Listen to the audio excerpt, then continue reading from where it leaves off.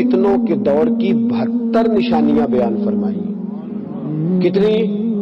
جاگیے، اگر آپ نے 72 سنی نا تو آپ کو یاد کیسے ہوگی؟ کتنی نشانیاں؟ 72 نشانیاں فتنوں کے دور کی بیان فرمائی. سب سے پہلی نشانی آپ نے یہ بیان فرمائی کہ فتنوں کے دور میں سب سے پہلا نقصان یہ ہوگا کہ لوگ نمازوں کو ترک کرنا شروع کر دیں گے. تم نے اپنی نماز کو بچانا ہے. تمہارے ساتھ تمہارا دوست بیٹھا ہوگا جو کہے گا یار بیٹھ جا پڑھ لیتے ہیں، تو ہر وقت مسجد ہی گیا رہتا ہے. فتنوں کے دور میں، آزمائش کے دور میں رسول کریم علیہ السلام نے فرمایا سب سے پہلا فتنہ میری امت پہ یہ برسے گا کہ لوگ نماز کو ترک کریں گے. پھر میرے حبیب کریم علیہ السلام نے فرمایا دوسرا فتنہ میری امت پہ یہ برسے گا. یہ ساری حدیثیں. دوسرا فتنہ یہ برسے گا کہ لوگ امانت کو ضائع کریں گے. امانت کو جو منصب بھی امانت ہے نا، یہ جس جگہ میں بیٹھا ہوں یہ عہدہ بھی امانت ہے. جس جگہ اللہ کریم نے سب کو بٹھایا ہے وہ سب جگہ اللہ قیامت کے دن پوچھے گا کہ تجھے جہاں بٹھایا گیا تھا تو نے اس کا حق صحیح ادا کیا کہ نہیں کیا. تو امانت ضائع کی جائے گی. اور تیسری ہی علامت بیان کر دی، فرمایا فتنوں کے دور میں لوگ سود کھائیں گے اور حلال کہہ کے کھائیں گے. سود کھائیں گے اور لا حول ولا قوت.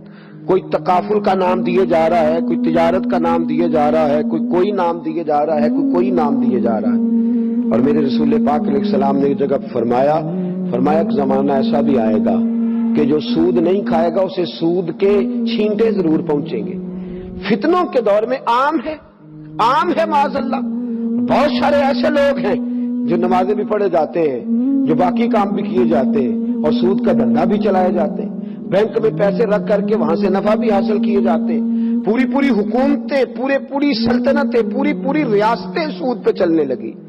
پورا معاشرہ سود پہ چلنے لگا. اور ہمیں جہاں سے 4 پیسے آتے دکھائی دیتے ہیں فٹافٹ طبیعت ادھر مائل ہو جاتی ہے. تو میرے رسول کریم صلی اللہ تعالی علیہ وآلہ وسلم نے فرمایا کہ بھائی تیسری علامت یہ ہوگی کہ لوگ سود کو حلال کہہ کے کھائیں گے. اور فتنوں کے دور کی علامت بیان کی اور عجیب ہی بات ارشاد فرما دی. میرے رسول پاک نے فرمایا فتنوں کے دور کی چوتھی علامت یہ ہوگی کہ لوگ جھوٹ کو ہنر بنا لیں گے. جھوٹ کیا بن جائے گا؟ بڑی عجیب بات. دیکھیں نا حکمت والے نبی کا حکمت والا فرمان. جھوٹ کیا ہے؟ ہنر. کیا؟ جاگ کے بیٹھے ٹیک چھوڑیں گے تو آنکھ کھلے گی. جھوٹ کیا ہے؟ باقاعدہ لوگ طریقہ سیکھتے ہیں جھوٹ بولنے کا. اور جھوٹ ہنر ہے، ایک ہنر ہے باقاعدہ. میرے نبی پاک علیہ السلام نے فرمایا فتنوں کے دور میں جھوٹ ہنر بن جائے گا. جو سونا جھوٹ بولے گا وہ سونی دکان چلائے گا. جو جھوٹ اچھا بولنے کا عادی ہوگا وہ رنگ اچھا بھرے گا باتوں میں. میرے دوستو جھوٹ ہنر بن جائے گا. پھر میرے رسول کریم صلی اللہ علیہ وسلم نے فرمایا دیکھیں. اور ان ساری چیزوں کو ذرا اپنے دور پر، ان ساری چیزوں کو آپ اپنے دور پر ذرا لاگو کرتے جائیں اور محسوس کریں کہ کہیں وہ دور آ تو نہیں گیا جس کا میرے حبیب پاک نے بیان فرمایا جھوٹ ہنر بن جائے گا. 5ویں نمبر پر فرمایا معمولی باتوں پر لوگ ایک دوسرے کو قتل کرنے لگیں گے. کن باتوں پر؟ بھئی آپ دیکھ نہیں رہے پانی پہلے میں نے لگانا ہے، وہ کہتا میں نے لگانا ہے تو بندوقیں نکل آئیں گے. کوئی بات ہے جھگڑا کرنے والی؟ کوئی بات ہے 2 گالیاں دے دی ہیں اس پر خون ریزی ہو گئی ہے. معمولی باتوں پہ جھگڑے ہوں گے. پھر میرے محبوب علیہ السلام نے 6ٹھی علامت یہ بیان فرمائی کہ اونچی بلڈنگیں بنیں گی فتنوں کے زمانے میں. اور ان بلڈنگوں کا نقصان پتہ کیا ہوتا ہے؟ ایک بنا لیتا ہے تو دوسرا پھر ٹینشن لے جاتا ہے. پھر اس کے گھر والے کہتے ہیں ہمیں بھی اسی طرح کا. وہ بڑے تیرے بھائی نے بلایا تو جہاں سے مرضی اکٹھے کر کے لا، جائز لا یا ناجائز لا، اتنی بڑی ہمیں بھی کھڑی کر کے دے. فرمایا بلڈنگیں بنے گی تو فتنہ برپا ہوگا. پھر میرے حبیب کریم نے 7ویں نمبر پر فرمایا اللہ اکبر، فرمایا لوگ دین بیچ کے دنیا حاصل کریں گے. دین بیچ کے. ناراض نہ ہوئیے گا، یہ میں اپنی بات کرنے لگا ہوں. اپنی رب کریم عزتیں دیتا ہے، برکتیں دیتا ہے، رزق اتنا دیتا ہے کہ سنبھالا نہیں جاتا. پھر بھی 20,000 کی تقریر بکے اور 10,000 کی نعت بکے اور 20,000 کی تلاوت بکے. اور ہمارا بھی حال بڑا عجیب ہے. اور یاد رکھیں اس میں صرف بیچنے والوں کا قصور نہیں. بولے کس نے ان کو تباہ کیا ہے؟ بولے جی کس نے؟ میں اور آپ شریک ہیں سارے, ہم سب اس جرم میں برابر کے شریک ہیں. جس نعت خواہ کو پتہ چل جائے, جس کو پتہ چل جائے مجھے ملے گا کچھ نہیں, میں نے نماز پڑھنی ہے, اب میں نے پابندی سنت کرنی ہے, تو وہ انشاءاللہ کرے گا سارے کام, لیکن اسے پتہ ہے میں نے عشاء پڑھ کے آنا ہے اور فجر پڑھنے سے پہلے پہلے واپس جانا ہے. اور اللہ خیر فرمائے, کپڑوں کے اوپر اس نے اتنا زیور اس نے ڈلوایا ہوا ہے کہ شاید اتنا عورتیں بھی نہ ڈالتی ہوں. اور لگتا ہے کہ ابھی میاں, اور میں تو چند لوگوں سے نعت سنتا ہوں, آپ کو سچی بات عرض کرتا ہوں, چند لوگوں سے, میں تو سب سے سنتا ہی نہیں. اور پھر ایک اور بات, اب تو عورتیں نعت پڑھنے لگی اور میری مائیں بہنیں سن رہی ہیں, یاد رکھیں خبردار, بالکل عورت کی آواز کا پردہ ہے. یہاں بھی کل نعتیں شروع ہو گئی تھی, عورت کی آواز کا بھی پردہ ہے, عورت کی آواز کا بھی پردہ ہے. بالکل جہاں مرد اس کی آواز سنے وہاں اس کو نعت پڑھنا بھی جائز نہیں, وہ نہیں پڑھ سکتی, شریعت اسلامیہ نے منع فرمایا. خبردار, بالکل اس کا خیال فرمائے, کسی کو اونچا بولنے کی اجازت نہیں. جہاں مرد کی آواز بھی جائے تو فرمایا لوگ دین بیچ کے کیا حاصل کریں گے جی. میں بچوں کو بٹھا کے نا, مدرسے کے بچوں کو اکثر پوچھتا ہوں, میں کہتا ہوں مجھے صحیح بتاؤ کس نیت سے پڑھ رہے ہو, بتاؤ کس نیت سے پڑھ رہے ہو. بھائی روٹی تو ضمنی بات ہے, وہ تو رب کریم اپنے دشمنوں کو بھی عطا فرماتا ہے, روزی روٹی کے لیے, روزی روٹی کے لیے. نعت پڑھنا تو حضرت احسان کی سنت ہے, اور نعت پڑھ کے جوتے بغل میں دبا کے پیسے اکٹھے کر کے بھاگ جانا کس کی سنت ہے, کس کی سنت ہے یہ؟ ساری رات نعت پڑھنا, فجر سے پہلے دوڑ جانا, یہ کس کی سنت ہے؟ ایک شاہ میرے پاس آئے, کہنے لگے جناب مولوی صاحب کو بلایا تھا, ان کے ساتھ 45,000 طے ہوا تھا, ہم نے کہا 40 لے لو, تو وہ ناراض ہو گئے, کہنے لگے پورا 45 لینا ہے. لوگوں کا خیال ہوتا ہے نا مولوی کے خلاف بات کریں گے تو سامنے والا مولوی راضی ہوگا, تو کہنے لگے جناب 45 طے کیا تھا, 40 دیتے تھے تو لیتا نہیں تھا. تو میں نے کہا کہ یہ تو آپ اپنی غلطی بتا رہے ہیں, طے کر کے آپ نے کیوں نہیں دیا 45, کیوں آپ نے زیادتی کری؟ جب آپ نے وعدہ کیا تھا تو آپ کو وعدہ پورا کرنا چاہیے تھا, وعدہ کیا تھا تو وعدہ. اور مولوی اور نعت خواہ قاری پہ تو تنقید ہو گئی. اب میں ایک اور بات کرنے لگا, وہ بھی ذہن کے اندر رکھیں, اس کو بھی ذہن کے اندر رکھیں, جو کمیٹیاں یہ کراتی ہیں پروگرام, وہ بھی تو ذرا اپنا حساب دینا کہ وہ کس نقطہ نظر سے کراتی ہیں, تبلیغ کے نقطہ نظر سے جی. جس کو کہا جائے نا کہ چپ کر کے ہاتھ میں نذرانہ دو, وہ دیتا ہے 50 روپے, اور جس کو کہا جائے نا ویڈیو بن رہی ہے ذرا پیسے دے, تو وہ پھر لاتا ہے دستیاں نئے نوٹوں کی 50-50 والی اور لگاتے ہیں آسمان کو. آپ یقین کریں مدارس اسلامیہ کی حالت بری ہو گئی. ہمارے پاس بچے پڑھتے نہیں, وہ کہتے ہیں 8 سال تعلیم حاصل کر کے 5,000 روپیہ مہینے کا ملے گا, ہم کسی گویے کے پاس بیٹھ کے سورنا سیدھی کریں, روزانہ کا 10,000 گھر آئے گا. یہ ہماری زیادتی ہے, ظلم ہے. ہمارے بچوں کو جو صبح سویرے پڑھاتا ہے, اٹھ کے روز 80 بچوں کا سبق سنتا ہے, وہ بیچارہ جس دن کا مجبور تھا اس دن کا مجبور ہی مجبور ہے. اور پھر اب تو ایک اور تماشا لگ گیا ہے, اللہ خیر فرمائے, رات کو گندے گانے بولے جاتے ہیں, سویرے ٹی وی پہ بیٹھ کے دین بتایا جاتا ہے, اور نیچے پٹیاں چل رہی ہوتی ہیں جناب کی خیر ہو, جناب کی خیر ہو, ہر چیز ملما سازی. لوگ دین بیچ کر کے دنیا کٹھی کر رہے ہیں, دین بیچ کر کے دنیا کٹھی کر رہے ہیں. ایک بزرگ تھے, انہوں نے اپنے شاگردوں سے کہہ دیا میں نے دین پہ بڑا احسان کیا ہے. شاگرد بگڑ گئے, کہنے لگے حضرت جی یہ آپ نے کیسی بات کر دی, آپ کا کیا احسان ہے دین پہ؟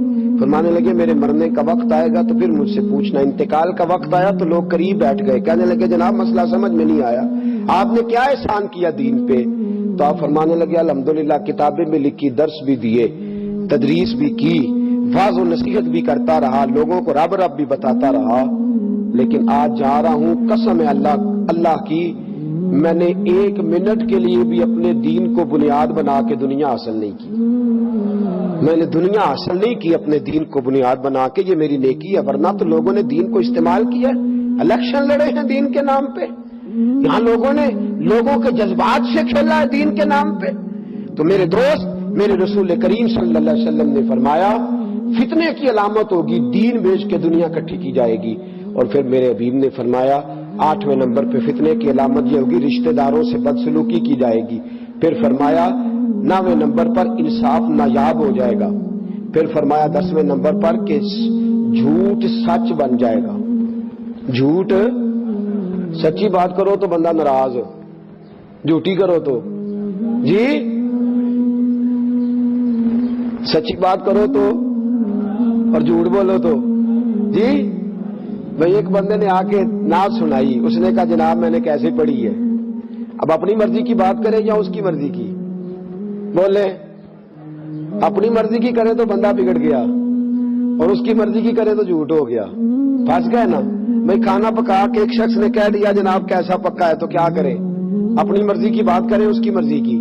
ویسے وہ کیا چاہ رہا ہے جو پوچھ رہا ہے؟ جی وہ کہہ رہا ہے کہ میری تعریف تو اگر نہ کرے تو جی تو پھر ہوتا کیا ہے, جھوٹ جو ہے وہ سچ بن جاتا ہے, وہ سچ بن جاتا ہے. لوگ جھوٹی تعریفیں کر سننے کے عادی ہو گئے, اور بہت سارے لوگوں کی جھوٹی تعریف ہوتی ہے, میں نے سنی ہوئی ہے. چور صاحب بلے بلے, حضرت صاحب بلے بلے, علامہ صاحب کیا بات ہے, اور وہ شیر ہو گئے, دلیر ہو گئے, میری طرح فوری طور پہ انہوں نے دونوں بازو کھول لیے, کہا میری کیا بات ہے, خود ہی اپنے آپ کو شاباشیں دینی شروع کر دی. تو جھوٹ سچ بن گیا ہے, عجیب چکر ہے. اور پھر من ترا حاجی بگویم, تو ترا ملا بگویم, سارے ایک دوسرے کو راضی کر رہے ہیں. وہ کہتا ہے تیری کیا بات ہے, تو وہ کہتا ہے ہاں ہاں میری بھی کیا بات ہے, تو تیری بھی کیا ہی بات ہے. جی جو بندہ ملتا ہے وہ کہتا ہے میرا پوچھ لے کسی نے, وہ فلانے چوک چو مینوں بڑے بندے جان دے, تو میں کیا میں پوچھ کے کی کرنا ہے بھائی تیرا, مینوں کو کام ہی نہیں تیرے نال. عجیب چکر چل گیا ہے کہ ہر بندہ جو ہے نا وہ کہتا ہے جناب پوچھے 15-20 آدمیوں سے میں بڑا انقلابی ہوتا, تو چھوڑ میاں تو جو ضرورت کی بات ہے وہ تو کر, جو ضرورت کی بات ہے اس کی طرف توجہ دے. تو لوگوں نے آج جھوٹ کو سچ بنا لیا, یہ فتنے کی علامت ہے. پھر فرمایا لباس ریشم کا پہنا جائے گا. پھر 12ویں نمبر پہ فرمایا ظلم عام ہوگا, اور 13ویں نمبر پہ فرمایا طلاق کثرت کے ساتھ ہوگی. فتنوں کے زمانے میں طلاق کثرت کے ساتھ ہوگی. میرے نبی پاک علیہ السلام نے فرمایا طلاق دینا جائز ہے پر میرے رب کو پسند نہیں. اللہ کو یہ پسند, احتیاط, اور زیادہ ضرورت مرد کو ہے. مرد کو زیادہ ضرورت ہے کہ وہ حوصلے کا مظاہرہ کرے. اللہ نے اس کے ہاتھ میں طلاق کی گرا دی. فتنوں کی علامتیں. پھر میرے حبیب نے فرمایا 14ویں نمبر پر کہ اچانک موتیں ہوں گی, اچانک, کوئی پتہ نہیں چلے گا, بندہ چنگا بھلا اٹھ کے گیا اور یہ فتنوں کی علامت. 15ویں نمبر پہ فرمایا لوگ خیانت کرنے والے کو دیانت دار سمجھیں گے, سمجھانے والے سب ہمارے یار, بہکانے والے سب ہمارے یار ہو گئے, سمجھانے والے مفت گناہگار ہو گئے, وہ گناہگار ہو گئے. لوگ خائن کو امین سمجھیں گے. پھر میرے نبی پاک علیہ السلام نے فرمایا جو امانت دار ہوگا اسے خائن سمجھیں گے. فرمایا جھوٹے کو سچا, سچے کو جھوٹا سمجھیں گے. تہمت درازی عام ہو جائے گی. تہمت درازی عام, لوگ تہمت لگائیں گے. عام کام کرنا مشکل اور بات کرنا, جی کام کرنا بات کرنا, واہ جی واہ, واہ جی واہ, کیا بات ہے. دیکھ پتہ نہیں جناب کیسے, واہ پتہ نہیں کیا. او بھائی تجھے کیا پتا, محبت کو سمجھنا ہے تو نہ سے خود محبت کر. کنارے سے کبھی اندازہ طوفان نہیں ہوتا. یاد رکھ جتنا آدمی بڑا اس کی مشکلات بھی اتنی بڑی ہوتی ہیں. جتنا کوئی شخص آپ کو بڑا نظر آئے سمجھو اس کی مشکلات بھی اتنی ہی, اس کی مشکلات بھی بڑی ہیں. تو تہمت درازی, آج 1 منٹ لگاتے ہیں لوگ, 1 منٹ, اور تہمت لگا دیتے ہیں. لڑکا لڑکی موٹر سائیکل پہ جا رہے ہیں, بلا وجہ سے بدتمیزی اور گندا ذہنی کا مظاہرہ شروع ہو جاتا ہے. پتہ نہیں بہن بھائیوں, اور اگر خاتون اس مرد کو پکڑ کر کے بیٹھی ہے تو نہ جانے بیچاری بیمار ہو, کیا معاملہ. 1 منٹ میں اعلیٰ حضرت رحمت اللہ علیہ ایک موقع پہ فرمانے لگے اگر تمہیں بازار کے اندر کوئی عورت دوپٹے کے بغیر بھاگتی ہوئی نظر آئے تو سمجھ لو کہ اس کے گھر کے اندر سانپ نکل آیا ہے, اور اس کے بچے ہیں تو بیچاری بھاگ رہی ہے مدد کے لیے. اسے ننگے سر دیکھ کے بے حیا نہ کہو, تہمت درازی سے بچو, کردار کشی سے بچو, بھاگ آؤ. الیکشن ہوتا ہے, اللہ کریم معاف فرمائے, بڑے بڑے لیڈر ایک دوسرے کی پگڑیاں اچھالتے ہیں اور دھوکہ دیتے ہیں لوگوں کو, بعد میں ایک دوسرے کی پارٹیوں میں شامل ہو جاتے ہیں. فرمایا تہمت درازی آخری دور کا فتنہ ہے, اس سے بچو. پھر میرے حبیب نے فرمایا آخری دور کا ایک فتنہ یہ بھی ہوگا کہ بارش کے باوجود گرمی رہے گی. بارشیں ہوں گی پر گرمیاں نہیں جائیں گی. پھر میرے حبیب کریم علیہ السلام نے فرمایا لوگ اولاد کو خوش کرنے, اپنی اولاد کو رکھنے کی بجائے اولاد سے کراہت کریں گے, اولاد سے نفرت کریں گے. ہو نہیں گیا بچے کتنے اچھے جی, بتنے بچے تو جو 12 ہیں وہ برے, اپنی اولاد سے کراہت ہو رہی ہے. بچے دو ہی اچھے، کہتے ہیں جی سوکھے پل جاندے نے، تو جو تو فوت ہو گیا پھر اوکھے پلن گے جی۔ میرے نبی پاک علیہ السلام نے فرمایا اس عورت سے شادی کرو جو بچے زیادہ پیدا کرے، میں قیامت کے دن اپنی امت کی کثرت پر فخر کروں گا۔ بورڈ لگ گئے بچے، اور ساری ساری ساری قوم اس فتنے کا شکار ہے۔ بچے بھئی ہم مسلمان ہیں، ہمارا عقیدہ یہ ہے کہ روزی کون دیتا ہے؟ اللہ، تو اللہ پالے گا۔ تو نبی پاک نے اس کو فتنہ کہا ہے، اور یہ فتنہ عام ہو گیا ہے، گھر گھر دفتر کھل گئے، اس مصیبت کو لوگوں نے آڑے ہاتھوں لے لیا ہے۔ پھر میرے نبی پاک علیہ السلام نے فرمایا اگلی بات، فرمایا شریف لوگ چپ کر جائیں گے، کمینوں کے ٹھاٹ ہو جائیں گے۔ ٹھاٹ باٹ سے کون رہیں گے؟ جو نجائز ذریعے سے مال اکٹھا کر کے لائے ہیں نا، جنہوں نے سوچا ہی نہیں جائز ہے کہ نجائز ہے، وہ ٹھاٹ باٹ والے ہو جائیں گے۔ خاندانی اور باوقار لوگ پیچھے رہ جائیں گے۔ پھر میرے حبیب پاک علیہ السلام نے فرمایا شریف لوگ تنگ ہو جائیں گے۔ شریف لوگ، فتنے کے زمانے میں شریف لوگوں کا کیا حال ہوگا جی؟ شریف آدمی بیچارہ اندر جاتا ہے تو گنڈا کہتا ہے ڈر گیا مجھ سے، وہ شریف ہے نا بیچارہ، تو اس نے اپنا دروازہ بند کر لیا، اس نے کہا موج کر۔ اچھا ایک بات بتائیں، دو آدمی جھگڑا کر رہے ہو تو جو چپ کر جائے وہ اچھا کہ جو جھگڑا کرتا رہے وہ اچھا ہے جی؟ تو وہ دلیری تو وہ دس دے آ کے آندہ سنائیاں نے چار پھر بولیا نہیں اگو، یہ تیری دلیری کیوں دی؟ کہنا میں لائیاں چار پھر اگو چپ کر رہے، اللہ دے بندے آئے تو تم اپنی بدتمیزی تے دی سیاح پونا دسن دے، ایک بڑا چنگا بندہ سی۔ تو شریف آدمی چپ کر جائے، یاد رکھے، خاموش ہو جائے گا، چپ کر جائے گا۔ آدم ہمارے ہاتھ سے پیمانہ ہی گر گیا، حرب الحوث کے ہاتھ میں پیمانہ دیکھ کر، کہا ہم بھائی چپ کر گئے، اب ہم نہیں میدان میں مقابلہ کر سکتے۔ اور میرے رسول پاک علیہ السلام نے فرمایا ہے، امام سیوطی کی حدیث ہے، اپنی بات نہیں کر رہا، میرے نبی پاک نے فرمایا تمہارے امراء اور تمہارے وزیر جھوٹ بولا کریں گے۔ فتنوں کے زمانے میں وزیر، میں نے نہیں کہا کون جھوٹ بولتا ہے، کیڑی تاریخ میں بتی آئے گی جی؟ جی تاریخ مل دیا نہیں ہوں جی؟ انہوں 50 سال سانو رہن دیو، کوشش کریں گے آ جائے۔ جھوٹ پہ جھوٹ، جھوٹ پہ جھوٹ۔ اور اللہ خیر فرمائے، بہت بڑا آدمی بول کے کہتا ہے وعدے کیا تھا نا، کیا وعدہ کو قرآن حدیث ہوتا ہے؟ وعدے کیا تو قرآن حدیث ہے، کوئی بات نہیں، بندہ بدل بھی تو جاتا ہی ہے۔ میرے نبی پاک صلی اللہ علیہ وسلم نے فرمایا پھر ایسا ہوگا کہ اس فتنے کے دور میں دیانتدار لوگ بھی خائن ہو جائیں گے، ان کی مجبوری ہو جائے گی خیانت کرنا۔ دیانتدار بھی خیانت کرنے پر مجبور ہو جائیں گے فتنوں کے۔ لوگ بات مانیں گے نہیں بغیر اس کے، لوگ اس کے بغیر بات مانیں گے نہیں۔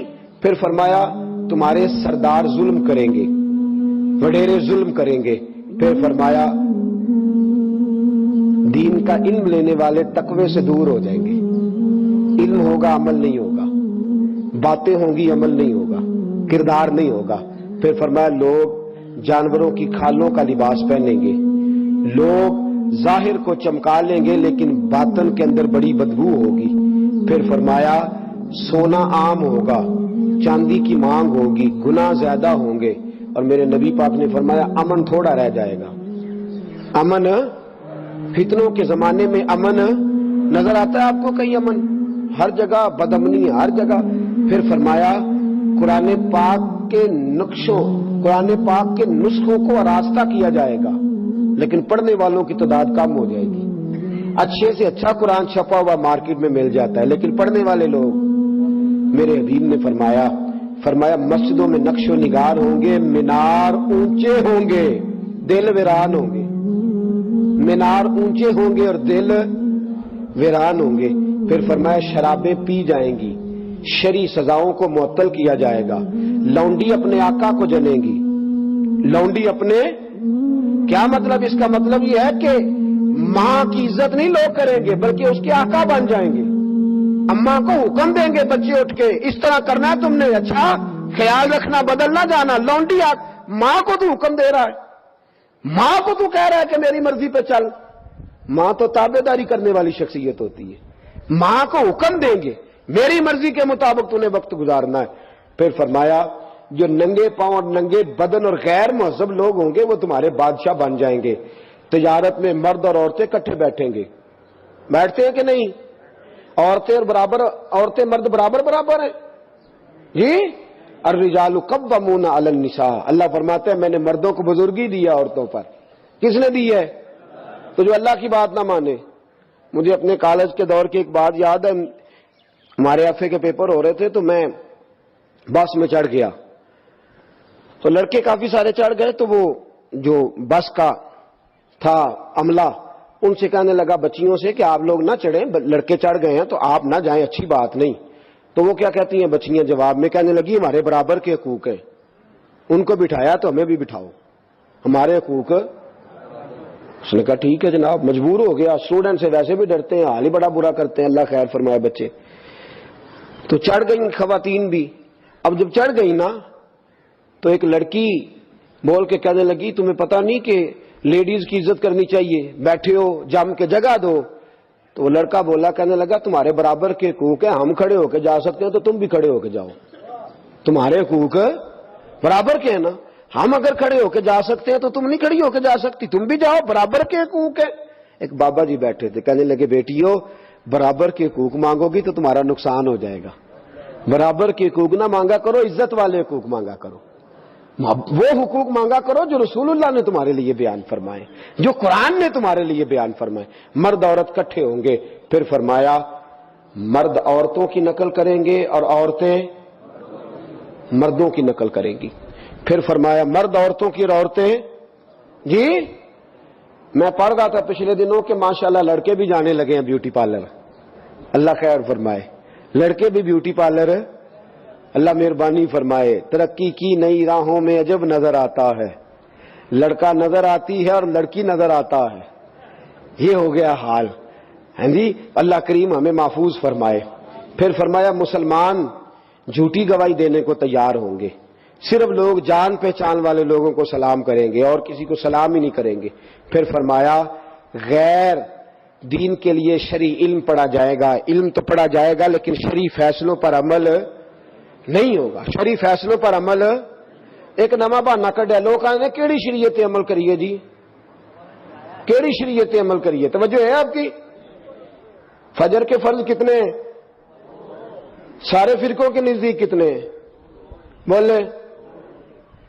زور کے کتنے؟ باقی سارے کتنے پڑھتے ہیں جی؟ شراب کو کوئی فرقہ حلال کہتا ہے؟ بولے.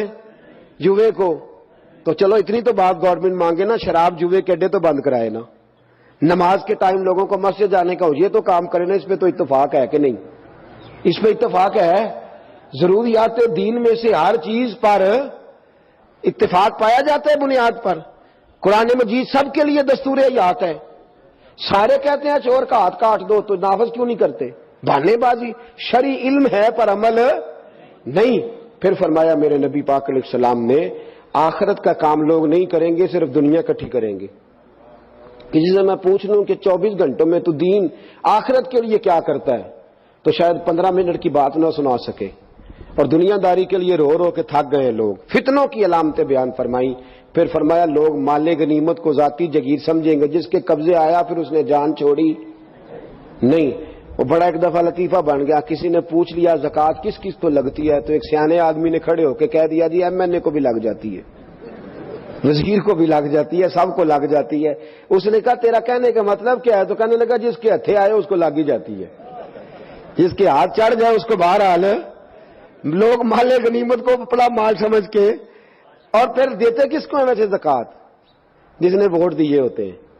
جس نے نہیں دیے ہوتے اس کے ہتھے بیچارے کے چیز چاہے بڑا مجبور. اور ایک اور بڑی تکلیف کی بات عرض کروں، اب جن کو لگتی تھی وہ چپ کر گئے. ضرورت مند سفید پوش تو بولتا ہی نہیں، اس سے بولا جاتا ہی نہیں، اور جو ہاتھ پھیلا چکا ہے وہ بہرحال پھیلا چکا ہے. زکات لینے آیا تو کہتا ہے اگلے سال بھی میرا خیال رکھا جائے. میں کہ پاجی تو اگلے سال تک منگن کا ہی پروگرام ہے، اگلے سال بھی میرا. او بھائی تو دعا کر اللہ مینو دے اگلے سال میں آپ لوگوں دیا. کہتے ہیں اگلے سال بھی میرا. واہ کیا حال، مال غنیمت سمجھ لیا لوگوں نے. پھر فرمایا کہ امانت کو لوٹ کا مال سمجھیں گے لوگ، اس کو بس آ گئی تو قابو کرو. زکوٰۃ کو لوگ جرمانہ سمجھیں گے. ارب پتی کی زکوٰۃ کتنی بنتی ہے؟ اور کھرب پتی کی اور کروڑ پتی کی زکات کی منصفانہ تقسیم ہی کوئی نہیں، کہتے میں سارا سال دینا رہنا تھوڑی تھوڑی کر کے. یہ حال ہے، جرمانہ سمجھ لیا لوگوں نے زکات کو. پھر فرمایا رذیل لوگ قیادت کی طرف دوڑیں گے. جن بیچاروں جو رذیل لوگ ہیں نا، چھوٹے ذہن کے لوگ، وہ لیڈر بن جائیں گے. لیڈر، ہر آدمی لیڈر، ہر آدمی لیڈر. جب سارے لیڈر ہو تو سمجھو کوئی لیڈر نہیں، سبھی لیڈر ہے، کوئی پیچھے رہنے کو تیار ہے. سیٹ ایک، امیدوار کتنے جی؟ بورڈ والوں کی اور فلیکس والوں کی موجیں لگ جاتی ہیں. انہوں نے تو میرے کو زیادہ لا، میری فوٹو لا. یہ حال ہو گیا ہے. تو میرے دوستو یہ قرب قیامت کی علامت ہے. پھر فرمایا لوگ اپنے باپ کی اور اپنی ماں کی نافرمانی کریں گے، دوست دوست کو نقصان پہنچائیں گے. دوست دوست کو، دوستی اپنے مطلب کی لوگ بنائیں گے. پھر فرمایا لوگ بیوی کی اطاعت کریں گے، بیوی کی اطاعت کریں گے، ماں کی نافرمانی کریں گے. ہر بات میں بیوی کو انکار کرنا بھی درست، اس کو اس کا جائز حق ملنا چاہیے، لیکن بیوی اطاعت کرنے والی ہوتی ہے اور ماں اطاعت کروانے والی ہوتی ہے. یہ فرق یا بیوی کو خامند کی اطاعت کرنی اور خامند کو اپنی بولے جی. تو جس کے حصے میں اماں نہیں آئی، بڑے بھائی کے حصے میں آئی ہے یا چھوٹے کے حصے میں آئی ہے، وہ کس کی تابع داری کرتا ہے؟ اسے سوچنا چاہیے نا، غور کرنا چاہیے. یہ مقام تفکر ہے. یہ قیامت کی علامت بیان فرمائی. پھر ایک عجیب بات میرے حبیب پاک نے بالکل حسب حال جو آج صادق آ رہی ہے، فرمایا لوگ گانے بجانے والوں کی عزت کریں گے. جی وہ جن کو کل تک لوگ بے حیا کہتے تھے، اب ان کو ستارے کہنا شروع کر دیا ہے. معاذ اللہ، کیا بن گئے ہیں؟ ستارے. اور وہ اخبار میں خبر دیتے کہتے ہیں فضل ہے اللہ کا. معاذ اللہ ثم معاذ اللہ. ان کی عزت ہونے لگی ہے، ان کو تو اب قیادتیں ملنے لگی ہیں. پھر فرمایا لوگ ظلم کر کے فخر کریں گے، ظلم کر کے فخر سے بتائیں گے میں نے اتنے ظلم کیے، اتنے پاپ کیے. یہ میں بڑی سادگی سے دھیمے دھیمے لہجے میں آپ کو باتیں سنا رہا ہوں. میرے نبی پاک نے فرمایا انصاف بکا کرے گا. انصاف، فرمایا محافظوں کی کثرت ہوگی لیکن حفاظت کرنے والا کوئی بھی نہیں ہوگا. محافظوں کی سونا جنگل، رات اندھیری چھائی، بدلی کالی ہے، سونے والوں جاگتے رہنا، چوروں کی آپ یقین کریں جتنا ان سے ڈر لگتا ہے اتنا ان سے بھی ڈر لگتا ہے. اتنا ان سے اتنا ہی ایسی ایسی جگہوں پہ ناکے لگ گئے ہیں جہاں توکی کوئی نہیں بنتا. اللہ تبارک و تعالیٰ جانے کیا ماجرا ہونے والا ہے، کیا صورت ہونے والی ہے. تگڑا بندہ تو قابو آتا کوئی نہیں، اور شریف آدمی بیچارہ سڑک پہ کھڑا ہو کے امتحان ہی دیتا رہتا ہے. وہ امتحان ہی دیتا رہتا ہے، گھنٹوں اس بیچارے کی تلاشی ہوتی ہے 36 جگہوں پہ. آپ یہ دکھائیں، آپ وہ دکھائیں، آپ ایسا کریں، آپ ویسا کریں، فلاں کریں، یہ کریں، وہ کریں، حد کر دیتے. پھر فرمایا کہ درندوں کی کھالیں لوگ استعمال کریں گے، اور فرمایا جو بعد میں آنے والے ہوں گے وہ پچھلوں پر لانتے بھیجیں گے. بعد والے پچھلوں پر ابا جی کھ نہیں کیتا، دادا جی یہ کام ہو جائے گا. فرمایا پھر میرے حبیب کریم نے 69ویں نمبر پر فرمایا پھر سرخ آندیاں آئیں گی، پھر زلزلے آئیں گے. پھر 72ویں نمبر پر فرمایا، 71ویں نمبر پر فرمایا لوگوں کی صورتیں بدل جائیں گی. پھر میرے حبیب کریم نے فرمایا ڈرنا اس وقت سے اگر تم نے ان فتنوں میں اپنے ایمان کو نہ بچایا تو تمہارے اوپر آسمان سے پتھر برسیں گے، آسمان سے پتھر برسیں گے، تم پر سرخ آندیاں چلیں گی، لوگوں کی شکلیں خوبصورت ہونے کے بعد بدل جائیں گی، عذاب آئیں گے. میرے دوستو فتنوں کے دور میں کرنا کیا ہے؟ ایک حدیث میرے نبی پاک نے فرمایا اگر تو سمجھے نا تیرا ایمان بالکل نہیں بچ رہا تو چند بکریاں لے کے جنگل میں چلا جانا، بکریاں چرا لینا، دودھ پی لینا، وقت گزار لینا، لیکن دنیا سے بچ جانا. پھر میرے حبیب کریم علیہ السلام نے فرمایا اگر فتنوں کا دور آ جائے تو جو چل رہا ہو وہ کھڑا ہو جائے اور جو کھڑا ہو وہ بیٹھ جائے. کیا مطلب؟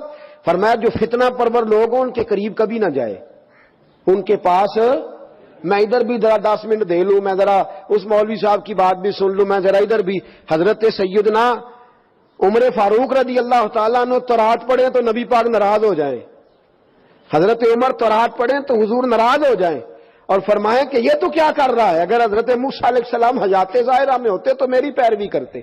اور یہاں آدمی ہر جگہ سے ہر آدمی کو اپنے موبائل میں رکھے ہوئے ہے. فتنہ تیرے دماغ میں اگ جائے گا. یہاں تو پہلے اپنے عقائد و نظریات پورے پڑھ لے، پھر جس کو تیرا دل کرے پڑھنا. ورنہ اس کے علاوہ اجازت نہیں کسی اور کی مجلس میں جا کے اپنے ذہن کے اندر نفاق کا بیج بونے کی۔ میرے نبی پاک علیہ الصلوۃ والسلام نے حل بتایا، اور پھر رسول کریم صلی اللہ علیہ وسلم نے فرمایا تم اپنی بڑی جماعت سے جوڑ کے رہنا۔ فتنوں کے دور میں کس جماعت سے جوڑ کے رہنا جی؟ اور فرمایا ان جماعت سے جڑنا جن میں بڑے لوگ ہوں، جن میں بولے تو صحیح یار، تھک گئے آپ لوگ جی؟ کتنی پیاری آواز چل رہی ہے۔ کس جماعت میں رہنا ہے؟ جس میں جماعت بھی بڑی ہو، لوگ بھی۔ کسی کے پاس اگر داتا گنج بخش علی اجمیری ہیں تو ہمیں دکھائے، اگر کسی کے پاس خواجہ معین الدین اجمیری ہے تو ہمیں دکھائے، اگر کسی کے پاس حضرت شیخ الاسلام جیسی شخصیت ہے تو ہمیں دکھائے، اگر کسی کے پاس امیر ملت پیر جماعت علی شاہ محدث علی پوری جیسی شخصیت ہے تو ہمیں دکھائے، اگر کسی کے پاس میاں شیر محمد جیسا کوئی ہے تو ہمیں دکھائے، اور اگر کسی کے پاس بریلی کے امام جیسا کوئی ہے تو ہمیں دکھائے۔ وہ رضا کے نیزے کی مار ہے کہ عدو کے سینے میں غار ہے، کسے چارہ جوئی کا وار ہے کہ یہ غار وار سے پار ہے۔ کسی کے پاس ایسے نفوس قدسی ہے تو دکھائے، یہ وہ رنگ ہے، یہ وہ کیف ہے، یہ وہ مستی ہے۔ اعلیٰ حضرت فاضل بریلوی کے شہزادے حجت الاسلام باہر نکلتے ہیں چہرہ کھول کے، ہندو دیکھتے جاتے ہیں اور کلمہ پڑھتے جاتے ہیں۔ لوگوں نے کہنا شروع کر دیا حجت الاسلام یہ تو اسلام کے حق ہونے کی دلیل بن گیا ہے۔ حجت الاسلام میرے دوستو ایسی شخصیات جن کے پاس ہندو کافر سکھ جوگی آ کے بیٹھے، اللہ کلمے کی توفیق عطا فرما دے۔ اتنے نفوس قدسیہ اگر کسی کے پاس ہیں تو وہ دکھائے، تو اگر کسی اور کے پاس نہیں تو جن کے پاس ہیں انہیں بھی پھر ان سے جڑا رہنا چاہیے، اسے بھی نئے نئے ذائقے چکھنے کی ضرورت ہے۔ داتا صاحب جایا کریں، جائیں گے کنج مال لین جاؤ گے لاہور تاں جاؤ گے جی؟ کوئی کام پہ آئے گا؟ نہ ایسے نہیں، ایز اے اسپیشل ٹائم نکال کے۔ اور مجھ سے پوچھو تو اس لیے جانا ہے کہ جناب آپ کی مہربانی، آپ آئے تو یہاں مذہب آیا، آپ آئے تو یہاں اسلام آیا، ٹائم نکال کے جائیں، جائیں گے انشاءاللہ تعالی، جایا کریں۔ جائے داتا صاحب امام الاولیاء ہیں، غوث اعظم اور خواجہ معین الدین جیسے لوگ سلامی دیتے ہیں، ساڈے ذرا نیڑے نے نا، تے مکے والے جڑے نیڑے رہندے نے وہ بڑے تھوڑے ہی کردے نے، وہ اندر نے سویرے ٹر جو جانا ہے، تو داتا صاحب قریب ہیں تو ہم اتنا جاتے نہیں۔ تو میرے دوستوں ان فتنوں اور آخری بات سن لے، فتنوں کے زمانے میں کرنا کیا ہے؟ سب نے اپنی اپنی باتیں کی، اپنی اپنی باتیں۔ ایک بزرگ بڑی خوب بات کی، کہنے لگے وہ کام کرنا جو اصحاب کہف نے کیا تھا۔ کیا کرنا؟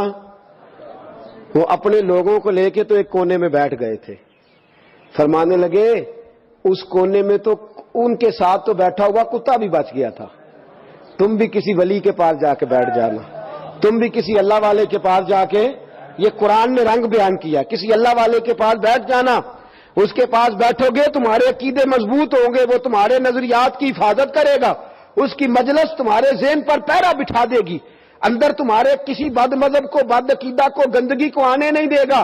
کسی کے ساتھ جڑ جا، کسی کا ہو جا، کسی کے پاس بیٹھا کر، کسی کے۔ اقبال نے کیا خوب بات کی، کہنے لگا دور ہی نکتہ چی ہے، کہیں چھپ کے بیٹھ جا، جس دل میں تو مکی ہے وہیں چھپ کے بیٹھ جا۔ یہ دور نکتہ چی ہے، کہیں چھپ کے بیٹھ جا، جس دل میں تو مکی ہے وہیں چھپ کے بیٹھ جا۔ میرے دوستو اہل اللہ سے رابطہ رکھے، ان کے پاس بیٹھے، وہ اس دور کے فتنوں سے بچائیں گے، وہ باز رکھیں گے، وہ تمہارے عقیدوں کی، تمہارے ایمان کی۔ اب تو وہ بزرگ نہیں رہے، وہ والدین نہیں رہے جو بچے کو جھڑک سکے، خبردار دوسری طرف نہ جانا، اب تو ہر کوئی آزاد ہے، اپنی مرضی کرتا پھرتا ہے۔ میرے دوستو جڑ جائیں، اللہ والوں کے ساتھ جڑ جائیں، ان کی سنگت اختیار کریں۔ قرآن مجید نے جو حکم دیا ان کے ساتھ رہنے کا، تو اس کا مطلب یہ ہے کہ جو اللہ والوں کے ساتھ رہتا ہے بدبخت نہیں رہتا، نیک بخت ہو جاتا ہے۔ کسی کے پاس بیٹھے، مرشد کا معنی کیا ہوتا ہے؟ بیعت کا معنی حضرت رحمت اللہ علیہ نے فرمایا بک جانا، بک جانا۔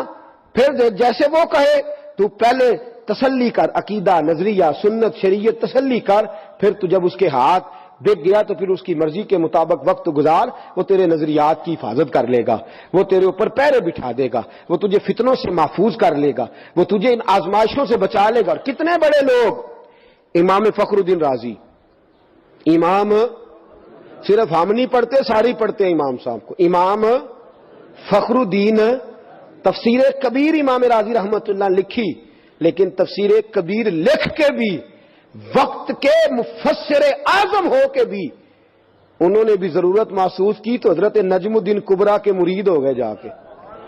حضرت نجم الدین کبریٰ کی بیعت کی اور وقت وصال آیا, انتقال کا وقت آیا تو شیطان آ کے کھڑا ہو گیا. اور شیطان کا طریقہ ہے مرتے وقت بندے کو بے ایمان کرنے کی کوشش کرتا ہے. نبی پاک علیہ السلام نے فرمایا ساری رات تمہاری ناک پہ بیٹھا رہتا ہے کہ سانس اکھڑنے لگے گی تو بے ایمان کروں گا. حضرت امام راضی فرماتے ہیں آ گیا اور آگے کہنے لگا بتا خدا ہے؟ کہتے ہیں میں نے کہا ہے. میں نے دلیل دی تو اس نے توڑ دی. پڑھا لکھا تو وہ بھی بڑا ہے نا, شیطان بھی پڑھا لکھا ہے, پڑھا لکھا کہ نہیں. فرشتوں کا بھی 300 دلیلیں دی خدا کے ہونے کی. کتنی؟ شیطان نے 300 کی 300 توڑ دی. فرماتے جب دلیلیں ختم ہو گئیں تو پھر مجھے دل کے فیض کی ضرورت درپیش ہوئی. پھر میں نے اپنے شیخ کی طرف توجہ کی. میں نے کہا سونے ہاتھ تو تیرے ہاتھ میں دیا ہے نا, ہاتھ تو تیرے ہاتھ میں دیا ہے, تو محافظ ہے میرے دین و ایمان کا, مہربانی فرما. حضرت نجم الدین کبریٰ اسی وقت سامنے جلوہ گر ہوئے اور فرمانے لگے راضی اس بے ایمان سے کہہ دے میرے نبی نے جس رب کو رب کہا ہے میں بغیر کسی دلیل کے ہی اسے خدا مانتا ہوں. میں بغیر کسی دلیل کے ہی اسے خدا مانتا ہوں, بغیر دلیل کے. تو امام راضی فرماتے تھے علم نے تو بظاہر ڈبو دیا تھا, یہ تو پیچھے پشت تھی, نسبت کا فیض تھا, جس نے مرتے مرتے بھی راضی کو بچا ہی لیا ہے. انس بن مالک رضی اللہ تعالیٰ عنہ فرماتے ہیں میں حاضر تھا جب ایک شخص آیا اور اس نے آ کے پوچھا حضور قیامت کب آئے گی؟ یا رسول اللہ صلی اللہ علیہ وسلم قیامت کب آئے گی؟ تو حضور نے فرمایا تو نے کیا تیاری کی ہے؟ قیامت کے بارے میں پوچھ رہے ہو تو تیاری کیا ہے؟ عرض کرنے لگے حضور کثرت صوم و صلاۃ تو نہیں, یعنی کوئی زیادہ نفل اور نمازیں اور نفلی روزے تو نہیں, لیکن یا رسول اللہ صلی اللہ علیہ وسلم میں ایک عمل ہے. حضور نے فرمایا وہ کیا؟ عرض کی حضور اللہ سے بھی محبت کرتا ہوں, اللہ کے رسول سے بھی. تو حضور بڑا مسکرائے اور فرمایا پھر تجھے مبارک ہو, قیامت میں تو اسی کے ساتھ اٹھایا جائے گا جس سے تو محبت کرتا ہے. حضرت انس بن مالک رضی اللہ تعالیٰ عنہ فرماتے ہیں وہ تو خوش ہو کے چلا گیا تو میں نے موقع سے فائدہ اٹھایا. وہ تو خوش ہو کے چلا گیا, میں نے موقع سے فائدہ اٹھایا اور میں نے عرض کی یا رسول اللہ صلی اللہ علیہ وسلم میں اللہ سے بھی محبت کرتا ہوں, اللہ کے رسول سے بھی محبت کرتا ہوں, حضرت ابو بکر سے بھی اور حضرت عمر سے بھی محبت کرتا ہوں. تو محبوب کریم علیہ السلام نے فرمایا انس جن جن سے تم محبت کرتے ہو قیامت میں انہی کے ساتھ اٹھائے جاؤ گے. تم قیامت کے دن انہی کے ساتھ اٹھائے جاؤ گے, انہی کے ساتھ تمہارا حشر کیا جائے گا, انہی کے ساتھ تمہیں رکھا جائے, انہی کے ساتھ تمہارا قیامت کے دن ٹھکانہ ہوگا. تو حضرت انس بن مالک فرماتے ایک دن مجھے وہ خوشی ملی تھی جب میں نے کلمہ پڑھا تھا, اور ایک دن میں خوش ہوا تھا جب نبی پاک مدینے آئے, اور ایک میں خوش ہوا جس دن حضور نے یہ فرمایا کہ جو جس سے محبت کرتا ہے قیامت میں اسی کے ساتھ اٹھایا جائے گا. یہ میرے لیے مقام مسرت ہے. اچھے لوگوں کے ساتھ جب آپ دوستی کرتے ہیں تو دنیا میں بھی فائدہ ہوتا ہے اور آخرت میں بھی فائدہ ہوتا ہے. اچھے لوگوں کے ساتھ, بلکہ ہمارے مشائخ نے تو لکھا ہے قبر بھی کسی اچھے کے ساتھ بن جائے تو فائدہ ہو جاتا ہے. کسی اچھے آدمی کی صحبت میں قبر ہو جائے اس کا بھی فائدہ ملتا ہے, اس کا بھی بھلا ہوتا ہے, اس کا بھی نفع نصیب ہوتا ہے, اس کے سبب بھی انسان پر رحمت کی جاتی ہے اگر پڑوس اچھا مل جائے. حضرت عبداللہ ابن مبارک رحمت اللہ علیہ کا پڑوسی تھا تو وہ مکان بیچنے لگا. غربت آ گئی, کوئی مجبوری بن گئی, انسان کئی دفعہ حالات کے ہاتھوں مجبور ہو کر کچھ کام کرتا ہے, تو وہ اپنا مکان بیچنے لگا. ایک صاحب سے اس نے سودا طے کیا تو 1000 دینار میں سودا ہو گیا. تو شخص کہنے لگا یہ 1000 دینار تو ہے مکان کی قیمت, گھر کی قیمت, زمین کی قیمت, ملبے کی قیمت, پر پتہ ہے میں تمہیں پڑوسی کون سا دے کے جا رہا ہوں؟ جناب عبداللہ ابن مبارک کہنے لگا 1000 دینار ان کا پڑوس تمہیں دینے کا دوں گا. 1000 دینار دو, اتنا عالی شان پڑوسی.